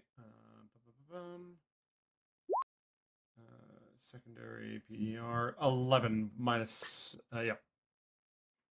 I'm one under. Very good. Your wallet is on the dead man's body. It's like tucked under, like where his jacket fell open when the chest got ripped open. You're like, hey, no, that's my wallet. You recognize it. I look for the other things. You begin mugging a dead man, and we've come Yes. full circle, folks. We're right back to D&D. So Oliver goes, oh shit, my wallet, and picks it up, and then just like flapping his coat open and rifling through his pockets. In his breast pocket is a manila envelope folded over on itself with a stack of paper about a 1/4 inch thick. And it's got like glossy photos and like a list of personnel and orders for your eyes only. Oliver Brooks, don't lose these or we'll dock your pay. Wait, And you there's said we don't get a paid. Take there's a half-eaten Reuben in there too, the bastard. wrapped in that checkered red and white paper. You stopped at a diner in the airport, and when I say that, I mean like you got in a taxi, drove out to the diner you saw at the highway, and then ordered the sandwich, and then drove back to the airport and made everybody wait until you got on the flight with your sandwich. Yes. And it's half gone. Some ate your sandwich. The bastard. Damn. The bastard. Is there like a door to an outdoor catwalk? Oh yeah, no, on- specifically. It's kind of like a vault door with a big hint, like a submarine door. Yeah. yeah. But it's over there. Yeah. And you can I'm see gonna- there's a walkabout, there's little blinky red lights that designate the edges, and there's flagpoles that have nothing hanging on them. Gotcha. Um, I'm gonna walk over to the body, grab the heart on the way. Oh, the murdered man and his Yeah, the murdered man. ejected heart. His ejected heart. Yeah, I'm gonna grab that on the way back to him. Put the I heart grab back his- in the chest. Grab his clipboard. Go. Okay. Anyone else need anything off of this? no. Should we shake it for change? Do we have I'm just- everything we need? I believe we do. And Oliver starts stomping into the command center with all the paperwork and everything like that. Starts putting out all the photos and stuff. And Yeah, the manila folder itself is slightly blood smeared, but the the contents are crumpled. yeah. Yeah. But Oh, they crumpled what the do you front do with the page. body? It's been folded over once as well. Like you have a big pocket in your jacket for orders. And this asshole went bonk. Larry follows standard B.P.R.D. procedure and And rolls relieves- intelligence. Sure. and rolls intelligence. That's a 13. That's a fail by Stop 2. disposing of the body and wait a second. Basic Okay. criminology. Yeah. You know, Oliver, did you say it out loud? Hey, we're being duped here. I yes, I presume he would have. I mean, he's officious. He's probably said, "Oh, damn," at least. But yeah, Yes. Poppycock. Poppycock. Poppycock. Poppycock. don't draw your first conclusion. You're dealing with the Fae. Yeah. Also, it's a crime scene. Don't just pick up the body and yeet it out a fucking porthole. Mhm. Stop and think a moment. What were Fine. you supposed to see, and what is actually here? Well, I We were mean, we saw one of our people Mhm. with the heart ripped out Yeet it. by the Fae, Mhm. and that's supposed to make us. Your stolen orders and his wallet on his person, and you weren't supposed to see the guy you saw, because you saw Yeah. the guy that you couldn't see because you're exceptional. So, assuming you were only supposed to see one thing, it was going to be murdered man orders my stuff, you bastards. But you stopped the guy that did the thing. Maybe I mean, he still killed the statue, Ruben. the sword, clean, no blood. That chest wound, that's not. I got cut open with a saber. Oh. It's somebody ripping it apart. It is ragged, broken bones, blood eagle spread, like something shoved hands or something into it and forced it open and ripped the heart out. So, like, The Deanna did dangling it. bits got yanked. Like if Yeah. Deanna murdered Yeah. someone with her bare hands, I'd love to shoving help metal all y'all, gauntlets into a corpse. Yeah. but I have zero skills related to any of this. You could write a bitchin' ballad about all of this when you're all things done. It's actually just Gwen put- says that out loud. Honey, this is gonna make a bitchin' poem. You know it. This is I'm live journaling pathos, before live honey. journal's a thing. exactly. You're gonna be who's that guy that wrote Fahrenheit 451? Harvey Keitel. You're gonna be the next Harvey Keitel. Nobody knows about that guy. Nobody cares. Who's that guy who masturbated in a book about Catcher in the Rye? That guy. You're gonna be that So, What? let's wanna be think that. about our training here. From the Larry literally pulls out the manual from his book. manual. I didn't get the manual. I just It's dropped off here. I 2 don't inches have thick, anything like and it that. looks like it folds kind of open halfway. Yeah. It's just one of those flip books. Ugh, Yeah. God. Because There's a recessed cavity for like a silver knife and holy water. because Mr. Brooks, you said that there's the American people are going to enter into a treaty with 2 separate things with the Fey Seal people. Yes. Cool. Compact of the 3 courts. Cool. And I can only imagine that one court is the Supreme Court of the United States of America. Oh God, I love that. That is absolutely becoming canon now. Yeah. So, I mean, what somebody maybe is thinking about, like, The Supreme Court of America, Eagle Screech. Yes. Yeah. And it's that fuck hawk screech. It's a yeah! red tail hawk that's not actually an eagle. That's from those bit sound effects from Hollywood from the 20s. So yeah. Oliver just kind of stands there for a second and goes, "You are correct. It seems that the 3 courts, as there's only ever been 2 courts of the Fae, could be the court of the United States." Supreme Court of the United States of America. Larry's But it a was- patriot. God Yeah. I damn. thought this was the U.S. Fae. Oh God, it's also cool. It will be soon. Oh shit, this is all going so well. So Oliver just kind of goes, "Please let us get all this paperwork organized. We will inform the people downstairs about the body. And we'll get this cleaned up. And I have some papers to read."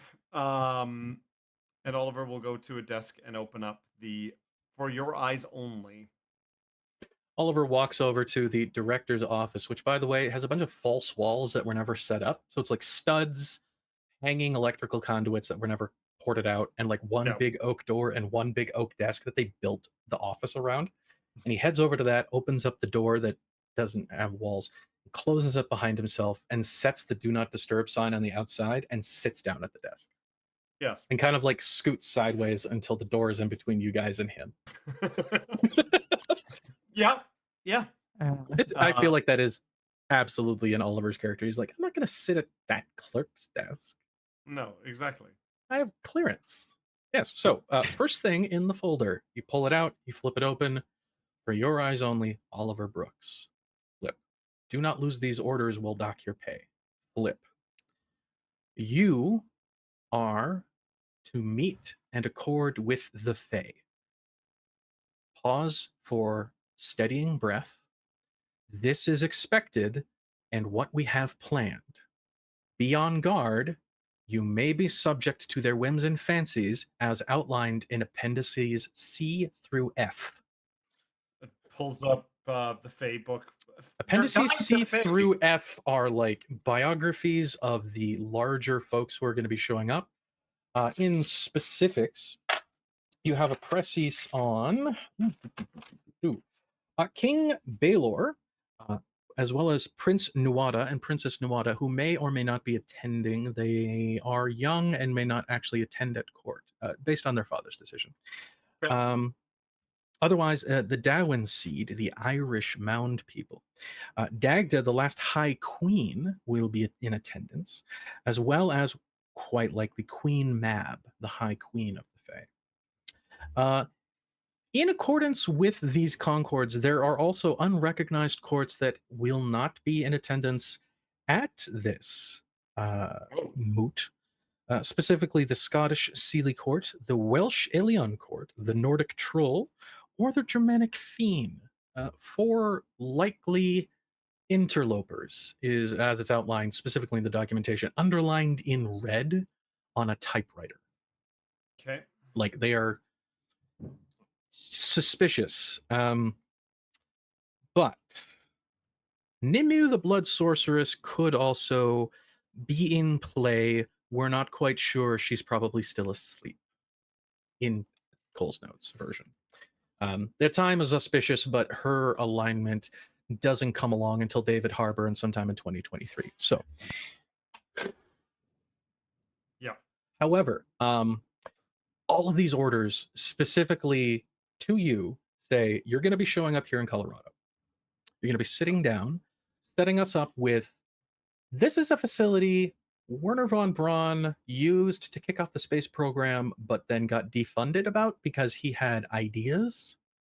Because Werner von Braun is a repatriated American from after the war. Hint, wink, Rasputin. Anyway, we got Apollo off the ground. We don't need him. Anyways, here's the facility. We got it at a lark. The American NASA budget didn't care for it. So the Bicentennial Committee was able to pick it up real cheap and send it off to the B.P.R.D. Hence why you're able to set up in your Colorado. Caveat, asterisk, don't go in the basement. Danger. Danger close. Do not go to level 10. Redacted for a reason. Yeah. Also, caveats Get about a lay of the land is what one of my notes said. Yeah. Long and short, the B.P.R.D. Here's the thing: you're an officious British clerk turned arcanist. Yeah. So you know how to read between the lines in printed subtext of caddy documentation. I'm going to give this to you, no role intended here, but you get this vibe reading at your orders. The B.P.R.D. is sending agents to overlook the signing of the accords. The B.P.R.D. is not signing the accord itself. Yeah. The B.P.R.D. is brokering the third seat on the court between the 2 high courts of the Fae and the Bicentennial Committee. Because the Bicentennial Committee came to the B.P.R.D. and said, hey, you can't say no to this. Maybe. You feel there's this vibe all over this document of Broom agreed to this? The director agreed to this? We're a letter agency, but we're not under the American or British purview. Who ordered us to do this? Something's not right there. But all the paperwork's in jive. So like you've got staff. You're going to be overtaking the facility as part of this agreement. Nice. You're moving in. You get first dibs in the office. Hey, you're in yours. That's great. Needs walls. But yeah. a third party will be arriving later today. Checking your watch. Shit, it's broken. No, you know what time it is. Minus that hour that you're missing, which is, again, really weird. Oh, that coincides perfectly with sunset. Another flight will be arriving. There's other parties arriving, specifically the parade champion and head, as well as the general commander of the armies of the United States, as stipulated in the accord. Oliver breathes in deeply. Oh shit, are you going to meet Gerald Ford? Stands up, puts the papers away neatly, opens the door. In that, it laid flat too, like so Yeah. that crimp would go away in the specific goddamn pocket you designed to have these in. He puts it away, and he goes,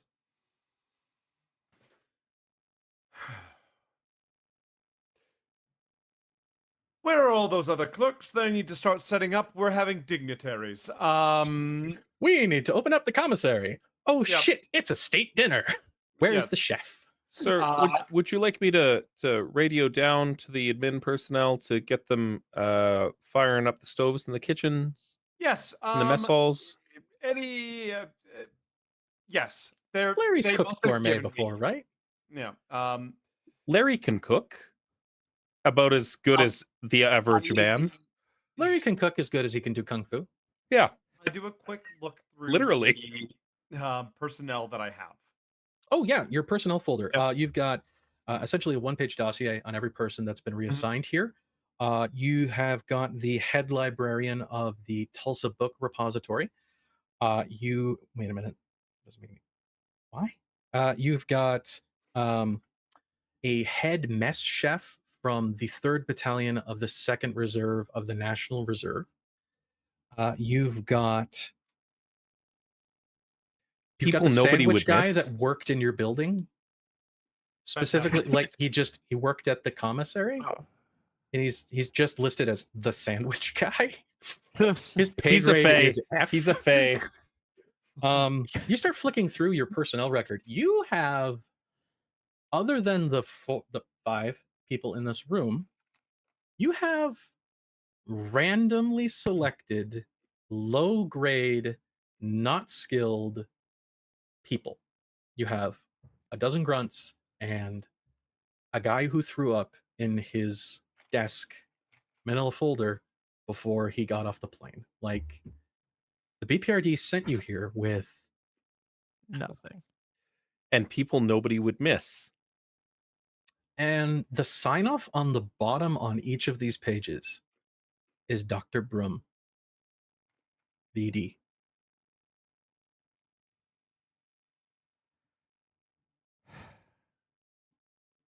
So I pick through it and I choose what information I can kind of tell them. Oh God, Um, what can I lie?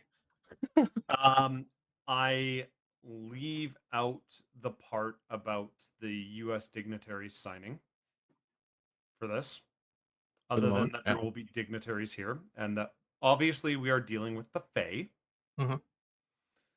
What? And we have a little bit of a. I mean, in writing, you're performance we dealing have with to- the Sealy and unseelie courts as appointed by, and there's the citation to these documents that say the Queen of England, 1211 AD. Nice. God save the Queen. But Oliver quickly writes down what needs to kind of get done in the next little bit, which is Just a short basically- note. Oh God. Oh God. Oh God. Oh God. Oh God. But more or less like orders for the grunts and the peons to Oh, yeah. kind of get A things skeleton cleaned up. idea of what we can do with these people. Yeah. Yep. I go and I find out what supplies we have, all that kind of stuff. I presume I was probably sent with some things to be able to greet a fucking Fae court. Specifically, you know exactly what you were sent here with, and it's been glued to your left hand this entire time. Yes. The one singular virginal document that could possibly hold anything of this potency written into law, human, fey, mundane, magic, and otherwise. Yeah. The pen of Abraham Lincoln. What I in was the thinking more national as tidy treasure? whities. Do nowhere in my notes has it said that I'm supposed to open this yet, or anything. Exactly. You're right. Your orders are to ferry it to the meeting and usher it with all safety security that your life and the life of your staff can secure. That being said, you can still open. I It could. didn't say not to. Legally speaking, opening the case would only void the wards and make your life a little harder. Yeah, but not what I'm going to Riley, do. roll will for me. Oh, okay. As he's rolling, this whole time Larry's been going by the book, has photographed the body, has put a comb into some Oh, whoops, sorry. That was grunts the first time. to tidy up before we have Second guests. die. Oh, I We're got rolling it. all three There- dice there- manually. I So a got it. 6 on 10, 11. On will, that's 12. That intrusive thought about popping the seal, that was Gwendolyn. Oh, Yeah, you stop and you go, that, what? And you look up and she locks eyes with you. And just, she grins until the sides of her face touch the ends of her ears. Sorry, I brought chaos in all of this. no, that's good. You did Chaos is good. nothing. Do not open the case under any circumstances until told otherwise. Yes. All right. Yeah. So As is stipulated literally in the written orders. So what Oliver will do is get orders out to the peons. Mhm. Basically, set up, start Do what you getting can. things cleaned up, things like that. We're expecting guests by sundown. Okay. You lean over and there's an intercom and you go click, click. Hello? Hello? Anyone down there? Hello, Polly. So the intercom crackles with static, and then you realize there's a level selector and like this pegboard thing that jostles sideways, and you're like, oh, 6th floor director's office, and it goes chunk, chunk. And the static crackles for a second on the landline, and then it goes click, click, and connects. And on the other side of the intercom, all you hear is screaming and screaming and wailing and gnashing. And Gwendolyn in the far end of the room goes, oh shit, they're playing my song. And on that, folks, we'll catch up with you next week. Yay! Oh, That was all right. I like it. You know, got to swing some swords. Next yeah. time. Oh my Gadget. god. Bring out my sword, do the thing. Bring out my sword, do the thing. Do the Miss thing. once. Decapitate him anyways. Oh, you got Wow! Darn, Yeah! man. Kill that guy. Fucking, I like it. literally, folks, Gosh. she bought decapitation, the skill. Oh, I I love was it. Not ready for Fey trickery in any sense of. You the don't word. say. You guys were baffled and surprised. An American Fae in Colorado. Is that a play on a Knight in King Arthur's court? An No, American a Yankee in King werewolf Arthur's in court. Paris. Yeah, But yeah. Yeah. Oh, and a werewolf in a fish out of Werewolf water. in London? In Werewolf in London? Yeah, there were folks, so there were that many poor is- movies from that. Yeah. That is what I would call an introduction to GURPS. If you're going to Reasonably. stick around for the next few weeks, you are going to have fun with a capital 3d6. I am a huge dork. We are going to love playing this together. So GURPS has an interesting experience system that is Mhm. different from other TTRPGs. Yeah. Yeah, And that we're typically all you're going to point-based. see experience points, and then after a certain amount of those, you're going to get a level. In GURPS, it's much more direct. You earn character points, usually about 1 per hour of play at the end of a session to just, based on GM's whim, spend immediately, bank for a narrative moment, that kind of thing. So, at the end of today's story, each of you's got another 4 points to play with. We played for 4 straight hours. That was baller. Microphones excluded, but that's Video's problem. That isn't anybody's fault tonight. So yeah, you guys have 4 extra points to spend on stuff. Tweak things, nuance. They're gonna go back with their characters, come back. We're gonna make sure everybody's copacetic with what they got. Next week, they're gonna be 4 points stronger, and hopefully that's enough to deal with whatever the fuck is going on down on the 6th floor. And I can learn Dutch. Yeah, or like head chefery, or Dutch. you know, zombie Dutch. slang might be a good idea. Or whatever the fuck is down there. You know, I do have to ask. Targeted attack, vampire stake in the heart. Can you default on a language skill? No. Okay. It's not a skill. So Dutch. Yeah. Dutch. I like it. He just Also desperately points- needs to know Broom's specific handwriting Well, look, nuance. if I got so he if I can got read this man's Broom's, specific notes on Von Braun was a madman, and I don't know why they're sending us to this facility. Just, I- that's all it's if gonna I've say. got his briefcase handy, maybe it wasn't actually him. And it's like weird people showed up at my office today, and I told them to fuck off, and somehow some of my staff are missing, and I don't know why. Now, there is an alternate rule for GURPS I will get into, and I love playing with this one that I've seen many times. So you can bank your points, just not spend them, wait, save up until you've got enough to buy some cool ability. Sure. You can also, as the alternate rule, spend those banked points to save your ass when you're going to get fucked over. The dice decide you need to die today, so you critically fail a roll. With this alternate rule, you can spend 2 points to turn a critical failure into a I failed, missed by 1. You can spend 1 point on a failure to be a match success, 12 on 12 if that's the relevant number. And you can spend 2 points to take a success and turn that into a critical success, 3 on the die. I don't always rule with this, and depending on the game, it's a little wacky and zany, but if you guys just want to sit on points and don't think there's a skill you want to improve, just bank the points. And next time you critically fail, just take 2 character points off and just fail, and don't blow your toe off your foot. Yeah. Or learn Dutch. Or like, Learn I Dutch. dive on the grenade, and then it blows up in my teeth Actually- anyways. Like, you know, I've Actually, seen you know crazy what, shit. James? I think I should learn Swedish. There it is. You already know Futhark.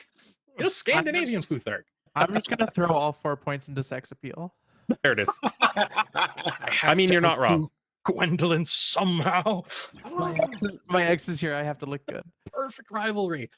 Hey, baby, look what you're missing out on. And it's just gazes of stares over top of Damon's hair, and Damon's hair starts burning and he doesn't know why. I feel Yeah. bad for Damon at this point because he feels like really distraught. I mean, Damon is the perfect example of this is the shit the B.P.R.D gets saddled with sometimes, but he's functional. I mean, you get into an enclosed space with a bunch of zombies eating your staff. You send a guy that can shoot fire out of his nipples at them. Sure. I don't know about my nipples. Well, I mean, That's the Look. great thing about GURPS, folks. You can have your innate attack come out of any part of your body that you want it to. You just have to specify it when you buy it. Don't tempt me. I mean, dick lasers. All right, Shall we call it there, friends? let's call it yeah. there. Thank you everybody for stopping by and sticking around. You got another 3 weeks of us going through some GURPS can't get rid of me, with- folks. I'm here a- for the next month. with a little break in between. We're not Yeah, going to be we're on around for the next on 2 weeks, and then we're off and again. Yeah, We got a so we weird got- break. we got 2 weeks. We'll take a break and we're back on the 26th of June for GURPS. And then we're jumping into Star Wars 5e and then Girl by Moonlight for a 3-episode arc there. You can find us at the end of June at GameCon Canada Ooh, here that's in gonna be Calgary. fun, folks. Yep. Meet space people. We're gonna have Touchable people. we're gonna have a I'd booth. like to be there. Please do not touch the people. We're gonna have a booth Maybe. partnering with the Make-A-Wish Foundation. We're gonna have some merch. We're gonna have some giveaways from a sponsor that we'll talk about next week. And if you sub to the channel, if you share out some messaging, we have some books to give away to folks, like full-size 300+ page D&D books. So if you like what we do, please like the video, subscribe to the channel, share it with your friends, and Comment otherwise on the video. Engagement is king, folks. You gotta touch the videos. it always is. Yep. touch all the videos. Give them a hug. Lick them. Lick them. Yeah, Lick them li- so much. Shoot But fire make from your sure- nipples at him. Shoot fire from your nipples and slap that keyboard, folks. Indeed. Make sure you That's how you hit show us you consent love us. from the video first. Yes. Yeah. Oh, Yeah. yeah. Like, obviously. subscribe, molest the video section. Yeah. Thank you very much, everybody, and have a good night. Good night. Everybody, we love you.